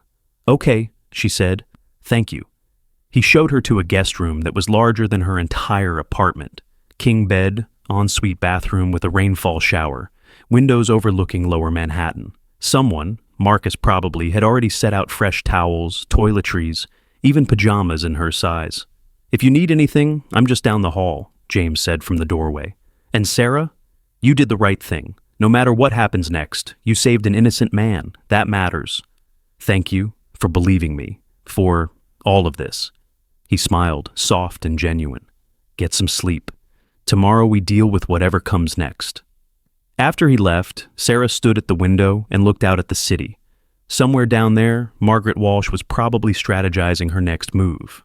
The Bar Association was opening files. Palmer was hopefully realizing his days of freedom were numbered. And Sarah Chen, former star witness turned whistleblower, was standing in a billionaire's guest room, trying to figure out who she was now that she'd torpedoed her entire career for the sake of truth. Her phone buzzed one more time, a text from an unknown number. "You did the right thing. Palmer needs to answer for what he did. Thank you for having the courage to speak up." JH employee. Sarah stared at the message. Then another came. "I knew something was wrong. No one would listen. You listened. Thank you." And another. "Hartwell is innocent. We've known for months. Thank God someone finally proved it." Her phone kept buzzing. More messages from Hartwell Capital employees, from investors, from people who'd known something was wrong but hadn't been able to prove it. People who were grateful that Sarah had cared enough about the truth to risk everything. She fell asleep with her phone in her hand and the city lights glowing through the window, thinking that maybe, just maybe, she'd done something that mattered, even if it cost her everything. The FBI arrested David Palmer at 6 a.m. on Tuesday morning. Sarah knew because James woke her with coffee and the news that his former CFO was in federal custody. "They found more," James said, sitting on the edge of the guest bed while Sarah tried to process being awake. More fraud, more embezzlement, more evidence. Palmer wasn't just stealing from the fund, he was running a whole operation. Shell companies, offshore accounts, fraudulent trades across multiple funds. Sarah sat up, accepted the coffee. "How much?" "Initial estimate? $800 million and maybe more. He's been doing this for 7 years. The number was staggering. Palmer hadn't just framed James. He'd built an empire of fraud that had hidden in plain sight for years. The authentication logs were just the beginning, James continued. Once the FBI started digging with the right lens, they found everything. Backdated trades, fabricated account statements, forged signatures. Palmer had been running the fund like his personal bank account. And you never knew? I trusted him, gave him signature authority, access to everything. He was my CFO, my friend. I thought... He stopped, shook his head. I thought I knew him. Sarah heard the betrayal in his voice, the disbelief that someone so close could have orchestrated such systematic destruction. She understood the feeling. She'd spent 8 months building a case against an innocent man, convinced by evidence that had been carefully fabricated to mislead. What happens now? She asked. Palmer's arraignment is this afternoon. Federal charges, wire fraud, securities fraud, obstruction of justice, and about 17 other counts. Walsh's office is prosecuting. Apparently, she's very motivated to prove she wasn't complicit in letting Palmer's fraud continue. Because prosecuting Palmer makes her look better than admitting she went after the wrong target. Exactly. Sarah drank her coffee, some exotic single-origin blend that probably cost $40 a pound, and tried to figure out what she felt. Relief that Palmer was caught, vindication that she'd been right, anger that it had taken a mistrial and her career destruction to uncover the truth. There's something else, James said carefully. Victor thinks you should attend Palmer's arraignment. Show the court and the media that you stand by your testimony, that you weren't coerced or manipulated, you genuinely discovered the truth. Walsh will be there. She'll probably try to have me arrested. Walsh will be too busy pretending she knew Palmer was the real criminal all along, and Victor will be with you, as your attorney. The thought of facing Walsh again made Sarah's stomach churn. But James was right. If she wanted to salvage any credibility, she needed to show that she stood by the evidence, that she wasn't hiding from the consequences of her choice. Okay, she said, I'll go. The arraignment was a circus. Media packed the courthouse steps, cameras everywhere. Reporters shouting questions that Sarah ignored as Victor Chen guided her through the crowd with the kind of professional calm that came from decades of high-profile cases. Inside, the courtroom was standing room only. Every journalist in New York had shown up to watch David Palmer, the CFO who'd framed his boss and stolen $800 million, face federal charges. Palmer sat at the defense table, looking nothing like the confident executive Sarah had met during the investigation. His suit was rumpled. His face was pale. He looked like a man who'd run out of options. His attorney was making a bail argument. Something about cooperation, about returning funds, about Palmer being a family man with ties to the community. Judge Morrison, the same judge who declared the mistrial, was having none of it. Mr. Palmer, you orchestrated an $800 million fraud that spanned 7 years and involved the systematic forgery of your employer's credentials. You attempted to frame Mr. Hartwell for crimes you committed. You obstructed justice by fabricating evidence used in a federal prosecution.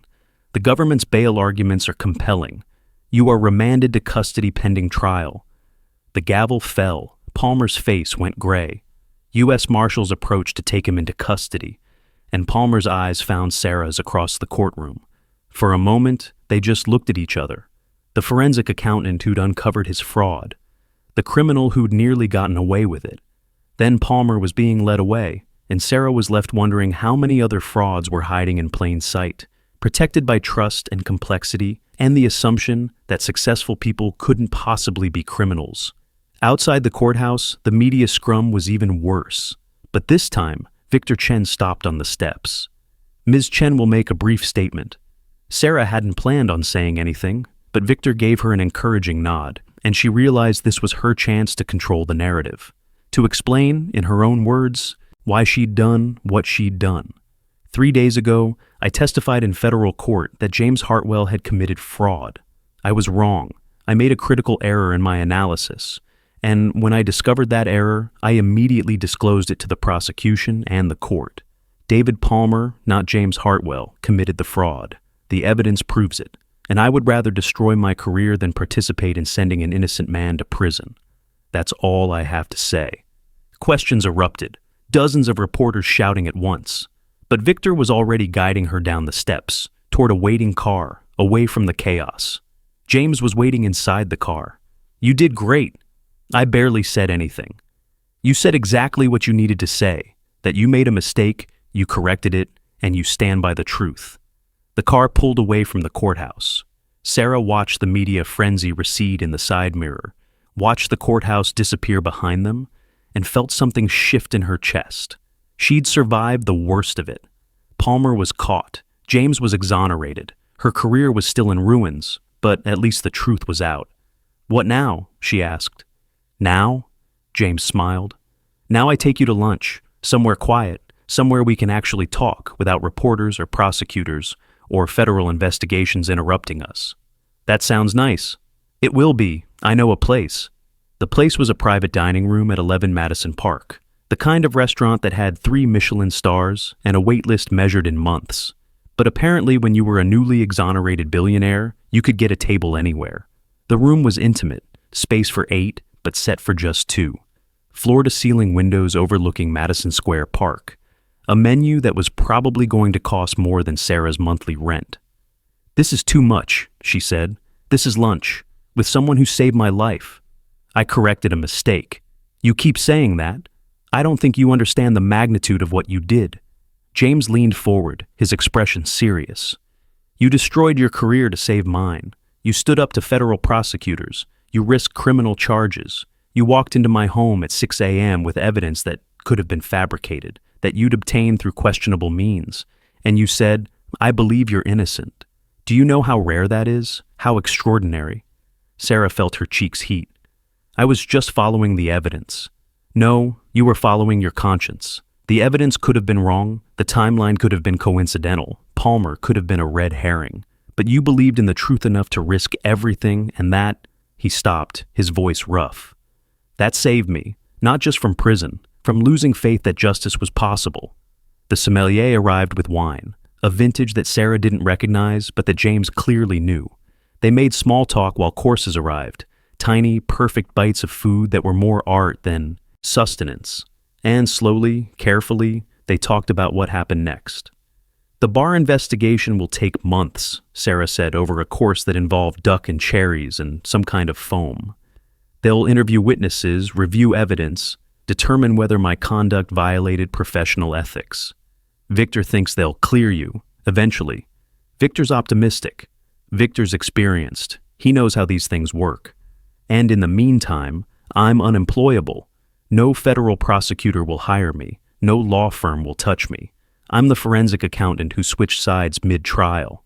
Or you're the forensic accountant who's too principled to participate in wrongful convictions. Depends on the framing. Corporate America doesn't usually reward principled whistleblowers. James set down his fork. Then don't work for corporate America. Work for yourself. Start a consultancy. Do independent forensic work. Consult on complex fraud cases where having someone with your integrity actually matters. That's a nice idea, but it takes capital to start a business, and clients, and a reputation that isn't currently circling the drain. I can help with all three. Sarah blinked. What? Capital. I'll fund your startup. As much as you need to get established. Clients. I know dozens of executives who need forensic accounting services. People who want someone they can trust to tell them the truth, even when it's complicated. And reputation? He smiled. You saved me from federal prison by discovering $800 million in fraud that everyone else missed. That's going to be a hell of a calling card once the Barr investigation concludes. James, you can't just, I can, and I will. You gave me back my life. Let me help you build a new one.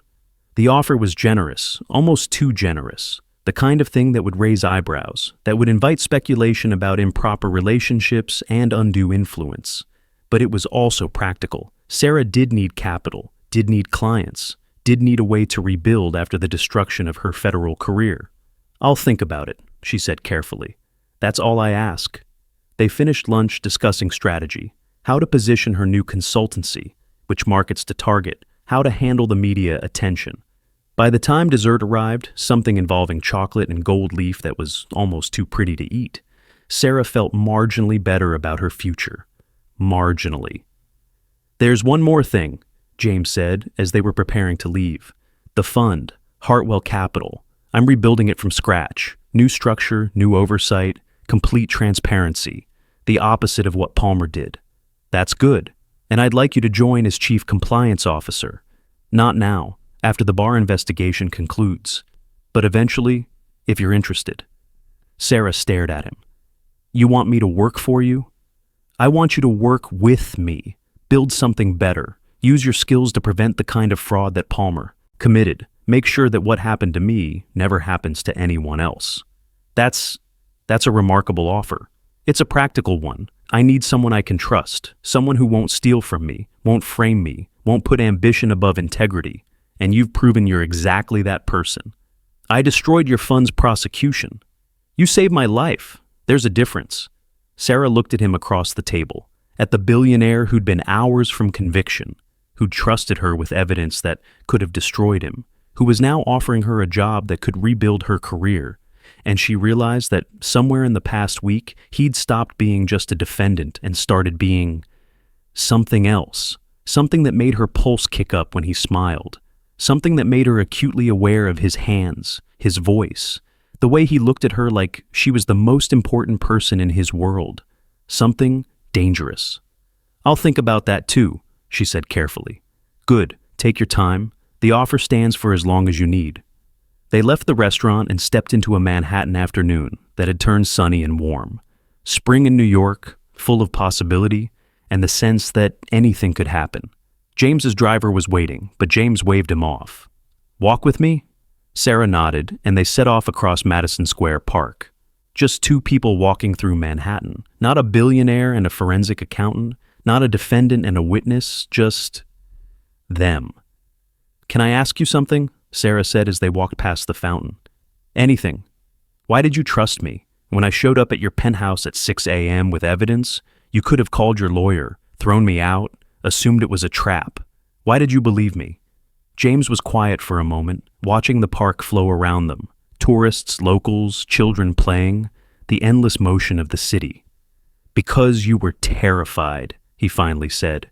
You showed up at my home looking like you hadn't slept, clutching documents like they were grenades, and you were shaking, not from fear of me, from fear of what you were doing, of the risk you were taking. And I thought, this woman is destroying her career right now. She's walking into a potential trap. She's risking federal charges. Why would she do that unless she genuinely believed I was innocent? That's a lot to infer from shaking hands. I'm good at reading people, built a career on it, and everything about you screamed integrity. Scared integrity, but integrity nonetheless. He stopped walking, turned to face her. So, I took the risk, trusted you, and you saved me." They were standing very close.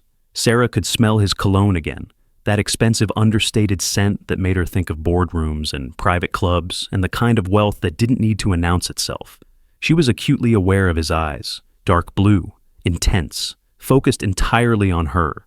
"I should go," she said, even though she didn't want to. "Where?" "Home, to Brooklyn. To my apartment that probably still has reporters outside. Or you could come back to the penthouse. Continue staying in the guest room until the media attention dies down. Maybe have dinner. Watch the news coverage of Palmer's arraignment. Avoid the circus." It was a reasonable suggestion, practical. The kind of thing that made sense given the circumstances. It was also dangerous, because every hour Sarah spent with James Hartwell made her more aware of him as a man, not a client. Made her notice things like the way he smiled when he thought she wasn't looking, the way he listened when she talked, like her words actually mattered, the way he'd offered to fund her business without a second thought, like helping her was the most natural thing in the world. "Okay," she heard herself say. "Dinner sounds good." His smile was worth the risk. They ended up in James's penthouse kitchen at midnight, making improvised pasta because neither of them had wanted the meal to end. Sarah was wearing borrowed clothes, cashmere loungewear that probably cost $1,000 and felt like wearing clouds. James had rolled up his shirt sleeves and was doing something complicated with garlic and olive oil that smelled incredible. "You cook," Sarah observed from her perch on the kitchen island. "I'm a competent adult. Competent adults feed themselves. Most billionaires hire chefs. I have a chef, but he's not here at midnight on a Tuesday, so I improvise." He was good at improvising. The pasta came together quickly, something with lemon and basil and parmesan that tasted like summer. They ate standing at the counter, drinking wine that probably cost more than Sarah's car, talking about everything except the trial, childhood, college, first jobs, the moments that had shaped them into who they were. Sarah learned that James had wanted to be an architect, not a fund manager, that he'd studied fine art in college before family pressure pushed him toward finance, that he'd built Hartwell Capital, partly to prove his father wrong, to show that he could succeed in the family business without becoming his father. James learned that Sarah had grown up in Queens, daughter of immigrants who'd worked themselves to exhaustion, so she could go to Columbia, that she'd become a forensic accountant because she believed in objective truth, in the idea that numbers didn't lie even when people did, that she'd never expected to end up at the center of the biggest fraud case in New York. "Do you regret it?" James asked, refilling her wine glass. "Testifying against me? Becoming the prosecution's star witness? I regret that I got it wrong, that I almost sent an innocent man to prison. But do you regret doing the work, building the case, following the evidence where it led?" Sarah considered the question. "No, I regret the outcome, but not the process. I did my job. I missed the pattern, missed the evidence that Palmer had fabricated everything. No one else caught it either, not the FBI, not Walsh, not the defense team during 18 months of investigation. That doesn't make me feel better. It should. You found what everyone else missed. Once you were looking for it, you saw the pattern in hours. That's remarkable. That's basic forensic work. No." James set down his wine, moved closer. They were standing near the windows now, lower Manhattan glittering below them, like a constellation of possibilities. "That's expertise. That's the kind of skill that comes from years of practice, from understanding patterns that most people can't see. You're exceptional at what you do, Sarah. Don't let Walsh or the Bar Association or anyone else convince you otherwise." His proximity was doing things to her pulse. They were standing close enough that she could feel the heat of him, could see the way his eyes had darkened, could smell that cologne that made her think of expensive things and dangerous choices. "James, I know, this is complicated. You were the prosecution's witness. I was the defendant. There are professional boundaries, ethical considerations, a dozen reasons why we should maintain appropriate distance. At least a dozen. But I don't want to." His hand came up, gentle against her cheek. "I don't want to maintain distance. I don't want to wait for the appropriate time or the proper circumstances. I want to be honest about what I feel, which is that you're the most remarkable woman I've ever met.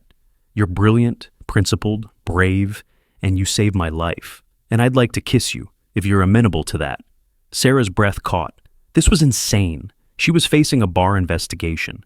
He was rebuilding his fund, They were at the center of the biggest legal scandal in New York. This was the worst possible time for this. "Yes," she heard herself say. "I'm amenable."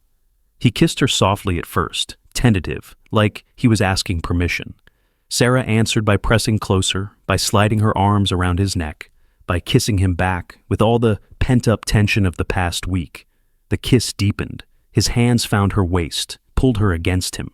Sarah forgot about professional boundaries, forgot that this was complicated, forgot everything except the feel of his mouth on hers, the solid warmth of his body, the way he kissed her like she was the answer to every question he'd ever had.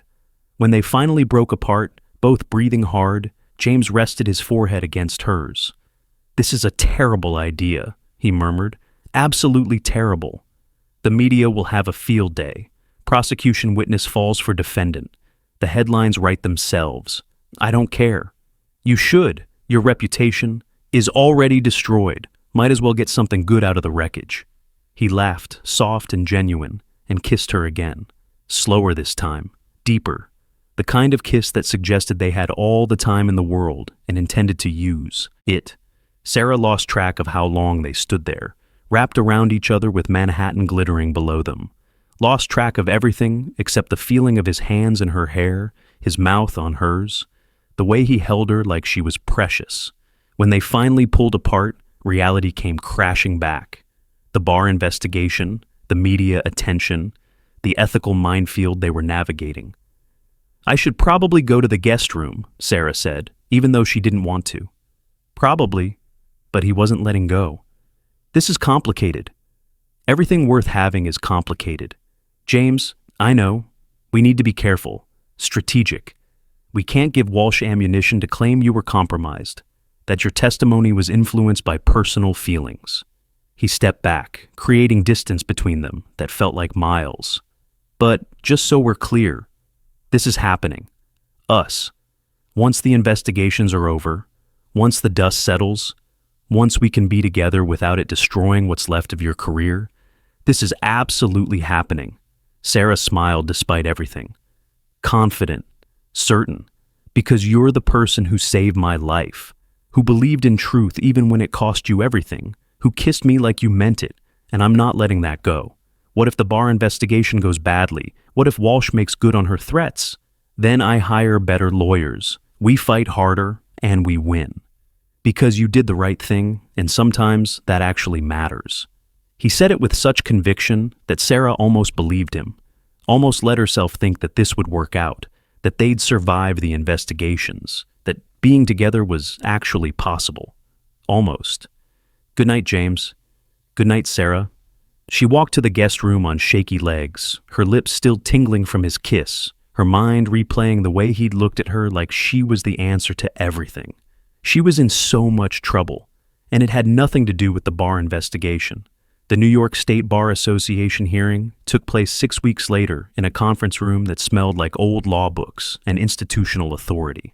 Sarah sat at a table with Victor Chen, facing a panel of 3 attorneys who would determine whether her conduct in the Hartwell case constituted professional misconduct. Margaret Walsh was there as a witness, looking professional and unruffled, and like she was about to torpedo Sarah's entire future. The panel chair, a woman in her 60s named Elizabeth Brennan, senior partner at a white shoe firm, reviewed the complaint. "Ms. Chen, you're accused of unauthorized contact with a criminal defendant during trial, witness tampering, obstruction of justice, and conduct prejudicial to the administration of justice. How do you respond?" Victor stood. "Ms. Chen admits that she contacted Mr. Hartwell during trial. She does not admit that this contact constituted misconduct.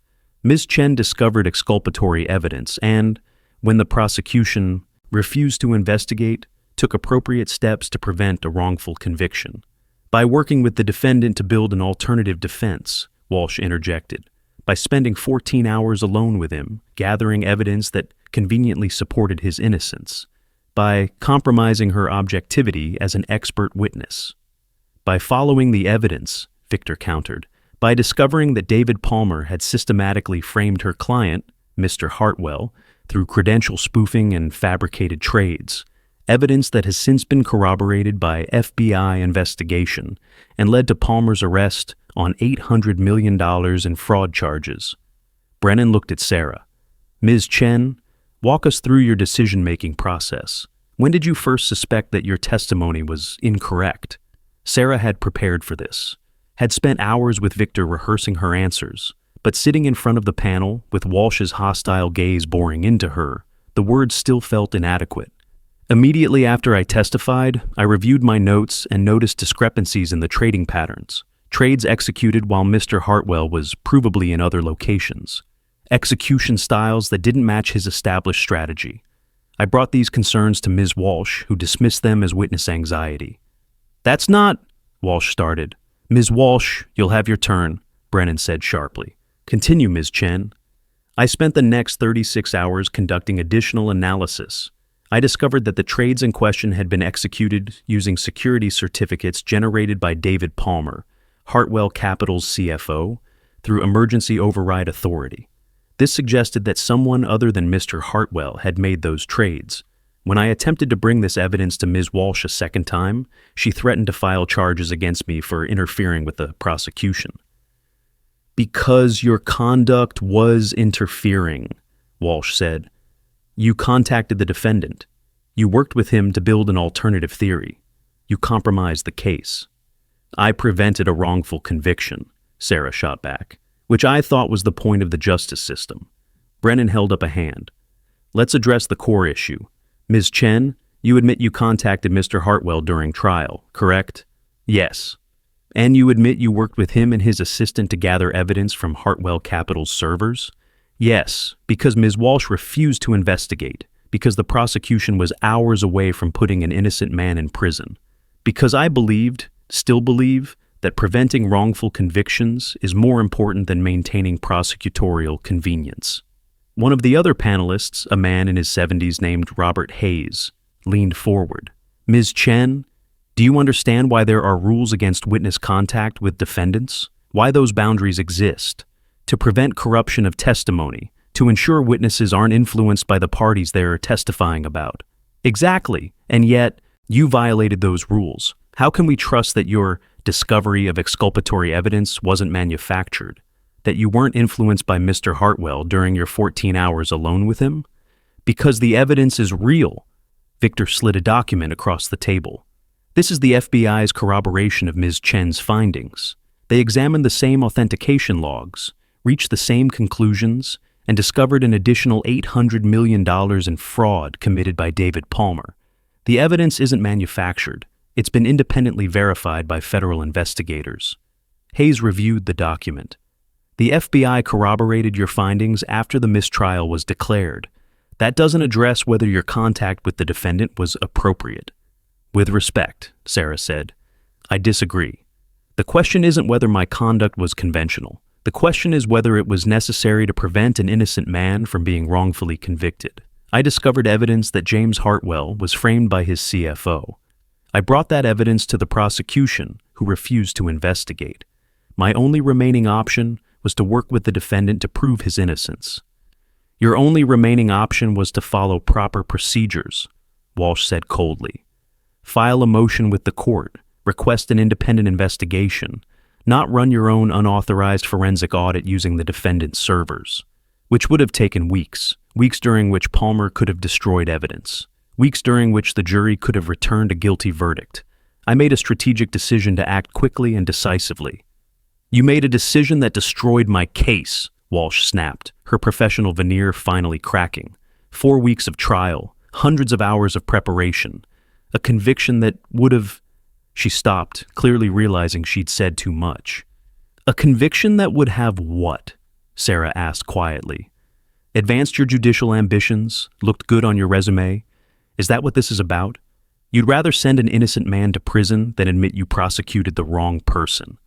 That's enough, Brennan said, but her tone had shifted. She was looking at Walsh with a sharpness that suggested the prosecutor had just made a critical error. Ms. Walsh, Brennan continued, is it true that Ms. Chen attempted to discuss her concerns with you before contacting the defendant? Walsh hesitated. She mentioned something about trading patterns. I told her it wasn't relevant. You told her it was witness anxiety, that she should stop overthinking, that the evidence was solid. The evidence was solid at the time, except it wasn't. It was fabricated by a man who's now facing federal charges for $800 million in fraud. A man whose criminal conduct Ms. Chen discovered, while you, the prosecutor, refused to investigate. Walsh's expression went carefully neutral. Your Honor, I'm not a judge, Ms. Walsh. I'm an attorney reviewing a complaint you filed against the witness who prevented a wrongful conviction. A complaint that, frankly, looks more like retaliation than legitimate professional concern. The room went silent. Sarah felt Victor's hand on her arm, a silent message. Let Brennan do her job. Brennan reviewed her notes. Ms. Chen, I'm troubled by your conduct. Contacting a defendant during trial violates clear ethical boundaries. However, I'm more troubled by Ms. Walsh's refusal to investigate credible evidence of innocence. The purpose of our criminal justice system is to find truth, not to protect prosecutorial conviction rates. She looked at the other panelists. They conferred quietly for a moment. Then Brennan turned back to Sarah. This panel finds that, while your conduct was irregular, it was motivated by a good faith belief that James Hartwell was innocent. You discovered evidence that has since been corroborated by federal investigation. You prevented what would have been a serious miscarriage of justice.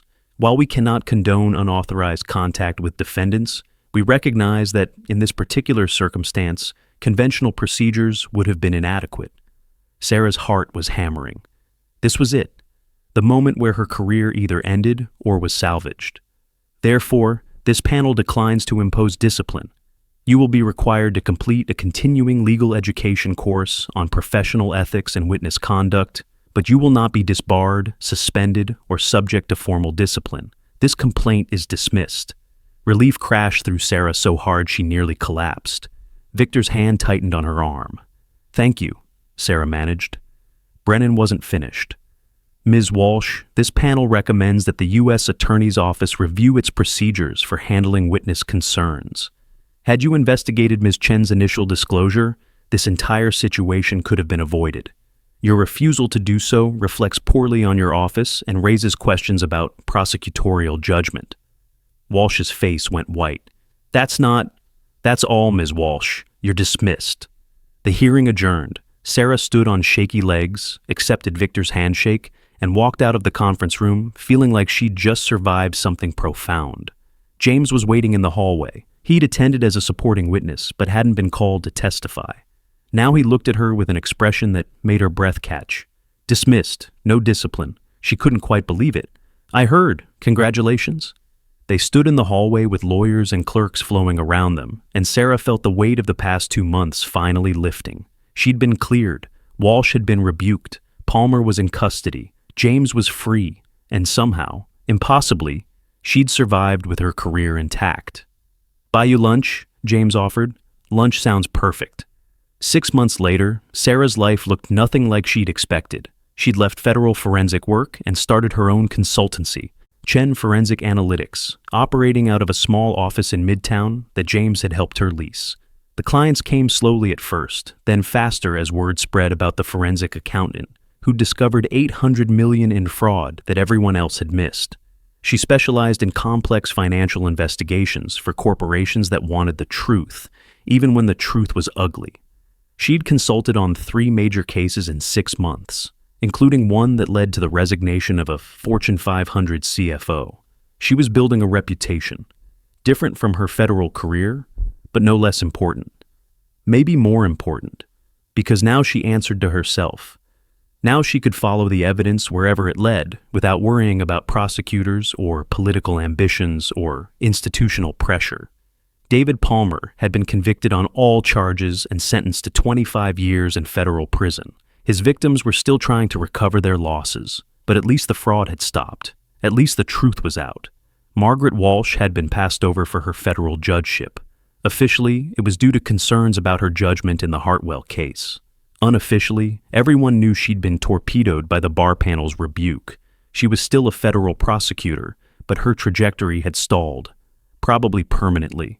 James had rebuilt Hartwell Capital as a boutique investment firm focused on value investing and complete transparency. Smaller than before, more selective about clients, but profitable. He'd hired new staff, implemented new controls, and made Sarah his compliance consultant. She reviewed every trade, every account, every procedure, made sure that what Palmer had done could never happen again. They kept their relationship quiet at first, professional boundaries while her consultancy got established, strategic distance while the media attention faded, careful separation of work and personal life. But now, 6 months later, the media had moved on to other scandals. The Barr investigation was closed, Palmer was in prison, and Sarah was sitting in James's penthouse on a Friday evening, drinking wine and watching the sun set over Lower Manhattan, thinking about how strange life could be. "I have something for you," James said, setting down his wine glass. "If it's another case file, I'm working through backlog for a month." "It's not a case file." He pulled a small box from his pocket. Not Cartier this time, something else, something that made Sarah's breath catch. "James, before you panic, it's not what you think. Well, it's not entirely what you think." He opened the box to reveal a key. "Key to the penthouse. I'd like you to have it." Sarah stared at the key. "We've been dating for 6 months. Technically, we've been dating for 8 months if you count from when you broke into my house at 6 a.m. with evidence. That wasn't a date. It was the beginning of us. Everything else has just been waiting for the timing to be right." He took her hand. "I love you, Sarah Chen. I love your integrity, your brilliance, your refusal to compromise what you believe in. I love that you saved my life and then built your own career from scratch. I love watching you work on cases, seeing you spot patterns that no one else can see. I love you." Sarah's eyes filled with tears. "I love you too. I know the timing has been complicated. I know we've had to be strategic about how we present this to the world, but I don't want to live in separate spaces anymore. I don't want to pretend that what we have is just professional. I want you here, in my home, in my life, completely. That's a big step. I know, and I'm not saying we have to take it today, but I want you to know the offer stands. Move in, build a life here, with me."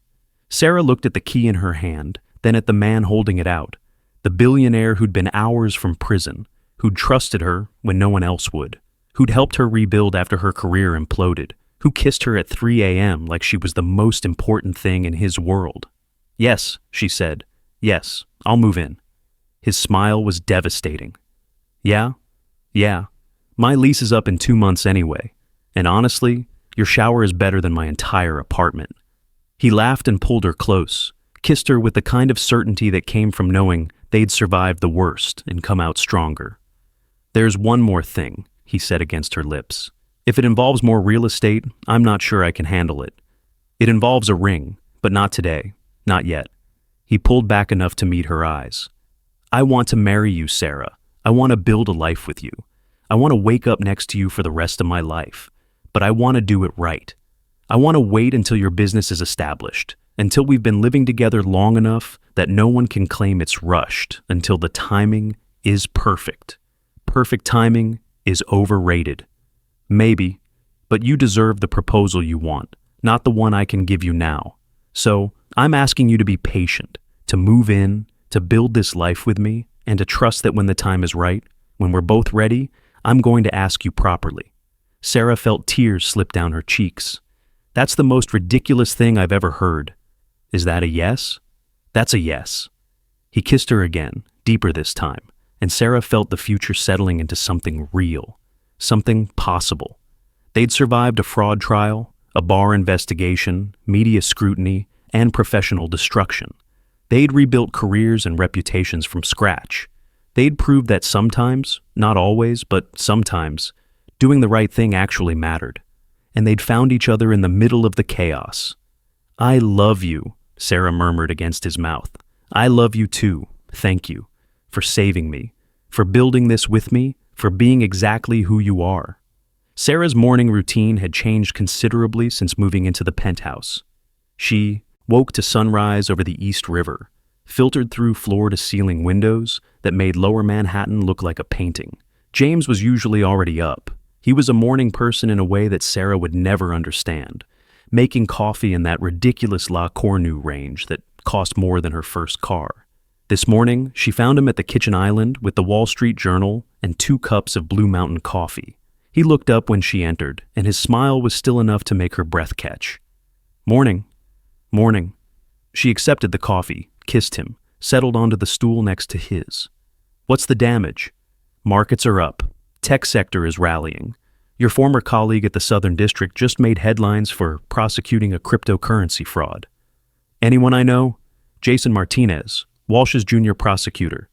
Sarah felt a small pang. Martinez had been kind to her during the Hartwell investigation, had probably suffered from association with Walsh after everything fell apart. Good for him. Article mentions the Hartwell case as a turning point for white-collar prosecution. Says your discovery of Palmer's fraud revolutionized how forensic accountants approach complex financial crimes. That's generous. That's accurate. James set down the paper. You changed how people think about expert testimony, about the importance of following evidence even when it contradicts the prosecution's theory. You made a difference, Sarah.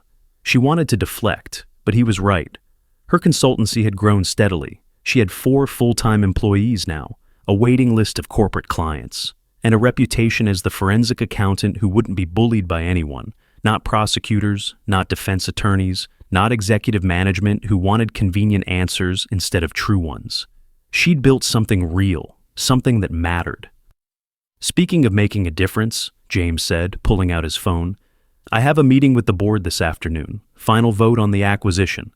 The Sustainable Energy Fund, the one and only. If the board approves, Hartwell Capital will be exclusively focused on clean energy investments. No more hedge fund speculation, no more complex derivatives, just straightforward equity investments in companies building a better future." That's a big pivot from where you started. Where I started almost destroyed me. This is where I want to end up. He met her eyes. You changed how I think about success. It's not about the biggest returns or the most aggressive strategies. It's about building something sustainable, something I can be proud of. Sarah felt warmth spread through her chest. This version of James, the one focused on impact over profit, on sustainability over spectacle, was even more attractive than the billionaire she'd met in that courtroom. "When's the vote?" 3 p.m. "Want to come? You're technically my compliance consultant. You should witness the moment, Hartwell. Capital officially goes green." "I have a client meeting at 2, but I can move it." "Don't. I'll tell you how it goes over dinner." "Where?" "I was thinking we could stay in. I'll cook. We can celebrate on the terrace." "Celebrate before you know the outcome?" "I'm confident." His smile was pure certainty. "Besides, even if the board votes no, I'll do it anyway. I own controlling interest. They're advisory, not decision makers." "So why have the vote?" "Because I want them bought in. I want this to be a collective decision, not a unilateral mandate. I learned that lesson the hard way. When you make decisions alone, you miss the warning signs. When you build consensus, everyone's watching for problems." Like David Palmer, Sarah thought, the trusted CFO who'd stolen $800 million because James had given him too much authority and too little oversight. Never again. "Text me when the vote's done," Sarah said. "I will. Now go. You have a meeting and you're going to be late if you don't leave in 20 minutes. She kissed him one more time. Slow, thorough, the kind of kiss that made her want to skip work entirely, then headed to the master bedroom to get ready. The closet was split evenly now. Her work clothes, sharp blazers, professional dresses, the kind of wardrobe that said expert witness who takes no shit, hung next to his Tom Ford suits. Her shoes, mostly practical, a few splurges, lined up next to his John Lobs and Berlutis. She'd moved in 18 months ago, had gradually transformed the penthouse from James's space to their space. Her books on the shelves, her art on the walls, her presence woven into every room. It felt like home.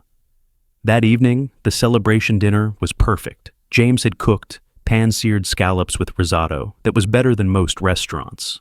They'd opened a bottle of Chateau Margaux 2010, and they'd watched the sunset from the terrace while talking about the future of clean energy investing. Normal, domestic. The kind of evening Sarah had never expected to have with a billionaire. After dinner, James suggested a walk. A walk? It's 9 p.m. Perfect time. The city's beautiful at night. They walked through Tribeca, hand in hand, past converted warehouses and cobblestone streets. Spring in New York. Warm enough for just a light jacket. Cool enough that Sarah could feel the breeze off the Hudson. James led her to a small park near the river. Not Pier 25 or Battery Park. Something smaller, quieter, the kind of place locals knew, but tourists missed. There was a bench overlooking the water. James guided her to it. "Sit." Sarah sat, suddenly nervous. "James, what?" "I've been thinking about timing," he said, standing in front of her. "About waiting for the perfect moment. About making sure everything was established before we took the next step." Her pulse kicked up. "Okay." "And I realized something. The perfect moment isn't when everything is settled and stable and certain. The perfect moment is now. With you. After 18 months of building a life together. After proving that what we have isn't about gratitude or circumstance or the trial that brought us together. It's about us. About who we are when no one's watching. About building something real." He pulled a box from his pocket. Not the vintage Cartier he'd mentioned once. Something else. Something that made Sarah's breath stop. "This was my grandmother's," James said, opening the box to reveal a ring. Emerald-cut diamond, Art Deco setting, probably from the 1920s. Not the Hartwell grandmother, the other side. The accountant who went to Penn and never quite fit into society. The woman who believed in truth and integrity even when it cost her. Sarah's eyes filled with tears. "She died when I was 15. Left me a few things in her will. This ring, her Penn diploma, her CPA certificate. I've been saving the ring, waiting for the right person. Someone who'd appreciate where it came from. Someone who carved her own path, who didn't let society dictate her choices, who believed in truth even when it destroyed her career." He got down on one knee on that bench overlooking the Hudson, and Sarah couldn't breathe. "Sarah Chen, you saved my life. You changed how I think about success, about integrity, about what matters. You built a business from nothing and made it exceptional. You wake up next to me every morning and make me believe that good people still exist in this world. Will you marry me?" The answer was immediate, inevitable, the only possible answer. Yes. The ring slid onto her finger. Perfect fit, which shouldn't have surprised her. James was the kind of man who paid attention to details, who noticed that she wore her mother's ring on her right hand and had probably measured it months ago. He kissed her then, soft and certain and full of promise. The kiss tasted like wine and possibility, and the future they were building. "I love you," he murmured against her lips. "I love you too." They sat on that bench for an hour, wrapped around each other, watching the lights of New Jersey reflected in the Hudson, talking about wedding plans, small, courthouse, maybe spring, about the future, Chen Forensic Analytics expanding, Hartwell Capital's clean energy portfolio, about the life they were building. "Are you happy?" James asked eventually. Sarah looked at the ring on her finger, the emerald-cut diamond that had belonged to a woman who'd believed in truth even when it cost her, at the man who'd trusted her when no one else would, at the city stretching out around them, full of possibility and second chances. "Yes," she said, "I'm happy." And she was. Completely. Despite the unconventional start, despite the complications, despite every reason this shouldn't have worked, she was happy. They got married on a Thursday in April at the New York County Courthouse, the same building where James's trial had taken place, where Sarah had testified, where everything had started, poetic in a way, coming full circle. The ceremony was small. Marcus was there, James's assistant who'd helped them uncover Palmer's fraud. Victor Chen, who'd represented both of them and become a friend. Dr. Patricia Alvarez, Sarah's mentor. David Kim from her consultancy. A few close friends, James's daughter Emma, now in college and apparently delighted that her father had found someone who actually challenged him. No media, no spectacle, just two people making a commitment in front of the people who mattered. Judge Patricia Morrison officiated, the same judge who'd declared the mistrial, who'd rebuked Walsh, who'd set this entire chain of events in motion. She smiled when Sarah and James stood before her. "I don't usually perform weddings," Morrison said, "but I make exceptions for couples who meet in my courtroom, though I prefer when they meet under happier circumstances."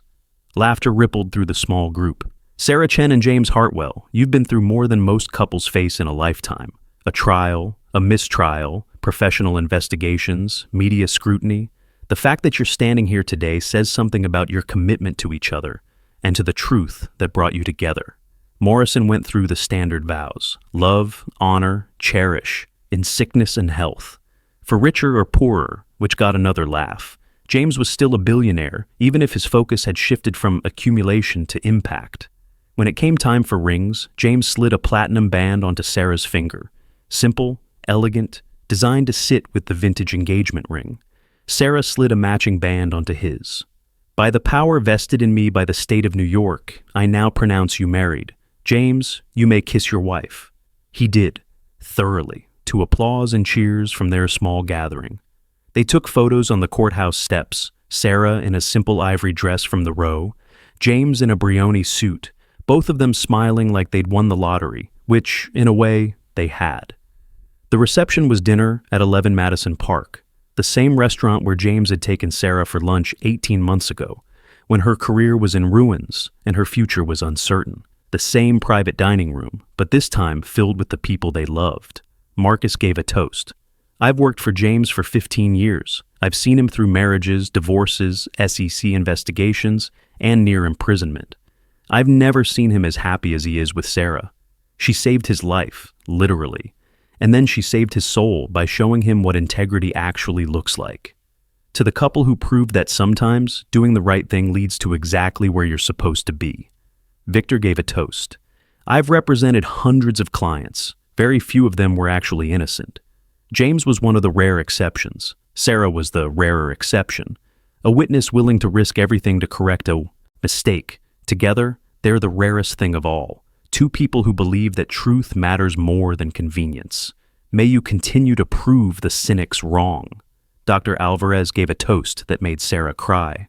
I taught Sarah everything I know about forensic accounting, but she taught me something more important, that expertise without integrity is worthless, that finding the truth is more important than protecting your reputation, that sometimes the right thing costs you everything, and is still worth doing. I'm so proud of the woman she's become, and so grateful she found someone who deserves her. By the time dinner ended, 10 courses of perfection, wine that cost more than Sarah's first car, dessert that involved gold leaf and chocolate, and things she couldn't pronounce. Sarah was exhausted and happy, and couldn't stop staring at the rings on her finger. Married to James Hartwell, the defendant she'd almost sent to prison. Life was strange. Sarah Chen Hartwell stood at the window of her corner office, 20th floor now, the consultancy had expanded again, and looked out at Midtown Manhattan. Spring afternoon, the city blooming with possibility. Her phone buzzed, a text from James. Board meeting wrapped early. Dinner tonight, I'll cook. She smiled and texted back, home by 7, don't burn the kitchen down. 2 years of marriage, 3 years since the trial that had changed everything, and Sarah's life looked nothing like she'd imagined. Chen Forensic Analytics now had 15 employees, offices in New York and San Francisco, a client list that included Fortune 500 companies and federal agencies. She'd become the go-to expert for complex financial fraud investigations, the forensic accountant who wouldn't be intimidated by prosecutors, defense attorneys, or executive management. She'd testified in 17 cases in the past 3 years, had helped uncover $2.3 billion in fraud across multiple industries, had trained a new generation of forensic accountants who understood that expertise meant nothing without integrity. She'd written a book, Finding Truth, a forensic accountant's guide to uncovering financial fraud, that had become required reading in accounting programs nationwide, had been invited to lecture at Columbia, at Wharton, at every top business school in the country.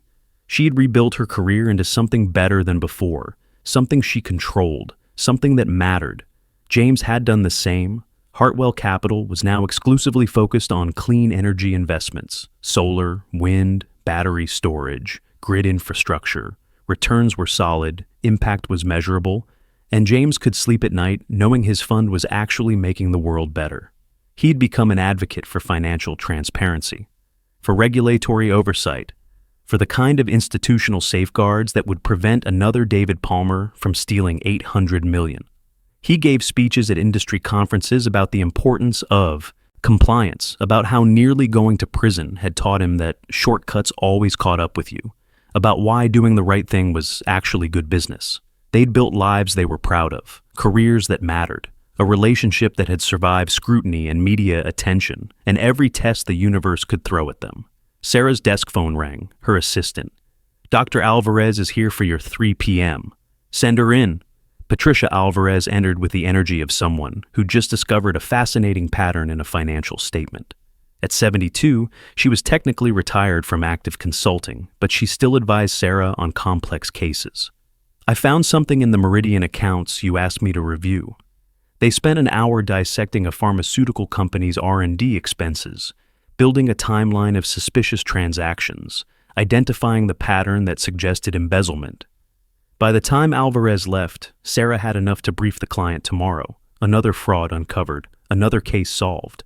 Her phone buzzed again. This time, a photo from James, the terrace table set for dinner, candles ready, the city spread out below them like a constellation of possibilities. "Can't wait," she texted back. She gathered her things, said goodbye to her team, and headed home. The penthouse, their home, was a 15-minute walk through Midtown, past Bryant Park and the library and the endless flow of Manhattan life. When she arrived, James was in the kitchen doing something complicated with fish and vegetables. He looked up when she entered, and his smile still made her breath catch. "How was your day?" "Uncovered another embezzlement scheme, wrote testimony for the Vickers case, reviewed applications for the junior analyst position. Normal. My brilliant wife." "How was your board meeting?" "They approved the offshore wind investment, $500 million into a project that will power 300,000 homes with clean energy. I'd call that a win. I'd call that remarkable." They ate dinner on the terrace, pan-seared halibut with asparagus, wine from James's collection. He'd taught her to appreciate the good stuff. Dessert from that bakery in Tribeca that made perfect tarts. Normal. Domestic. The life they'd built from the wreckage of a fraud trial and the decision to follow truth even when it cost everything. "I have news," Sarah said over dessert. "Good news or bad news? Depends on your perspective. I've been invited to testify before Congress, House Financial Services Committee. They're investigating prosecutorial misconduct in complex financial cases. They want me to talk about the Hartwell case, about what happens when prosecutors prioritize convictions over truth." James set down his fork. That's a big stage. "I know, and it means relitigating everything that happened. Walsh will probably testify. Palmer's defense team will try to use it for appeal purposes. It's going to be a media circus." "Are you going to do it?" "I think I have to. If my story can help reform how prosecutors handle expert testimony, how they respond to evidence that contradicts their theories, that's worth the scrutiny. Then I support you, whatever you need. I might need you there, in the hearing room, for moral support." "I'll be there, front row, every minute." She smiled, feeling the familiar warmth of being understood, of having a partner who supported her choices, even when they were difficult. They finished dinner, cleaned up together, and settled on the sectional with glasses of cognac, Hennessy Paraday XO, because James insisted that Thursday nights deserved good cognac. "Can I ask you something?" James said, his arm around her shoulders. "Anything. Do you regret it? Any of it? Testifying against me? Discovering I was innocent? Blowing up your career?" Sarah thought about the question, about the prosecutor job she'd loved and lost, about the federal courtroom where she'd testified against an innocent man, about the 3 a.m. discovery that had changed everything. "No," she said finally. "I regret that I got it wrong initially. I regret that Palmer was able to frame you for so long, but I don't regret correcting my mistake, and I definitely don't regret where it led. To congressional testimony, to us, to this life, to waking up every morning doing work I believe in with someone I love, to building something that matters." She looked up at him. "You changed how I think about success. It's not about the title or the prestige or working for the most powerful office. It's about integrity, about following the truth wherever it leads, about building a life you're actually proud of." He kissed her forehead, gentle and reverent. "I love you. Thank you for saving me, for building this with me, for being exactly who you are." "I love you too." They sat in comfortable silence, watching the city lights glow below them, thinking about congressional testimony and board meetings and the lives they'd built from the wreckage of that fraud trial. Sarah's phone buzzed one more time, An email from Judge Patricia Morrison. Sarah, saw your testifying before Congress. Proud of you for continuing to speak truth even when it's difficult. You did the right thing in my courtroom 3 years ago. You're still doing the right thing. That matters. P. Morrison. Sarah showed James the email. He smiled. See, you changed the system.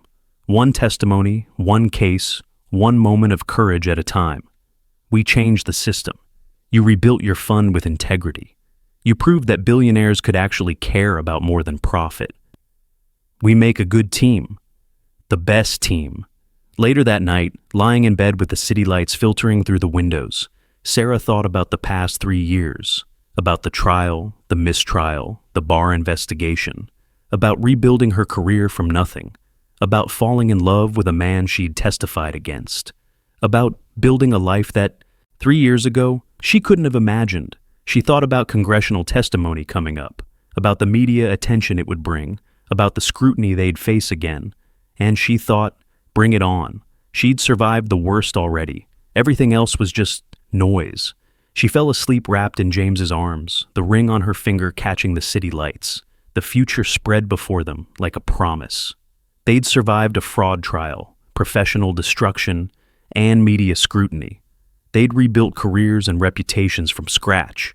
They'd proved that sometimes, not always, but sometimes, doing the right thing led somewhere extraordinary. And they'd done it together, which made all the difference.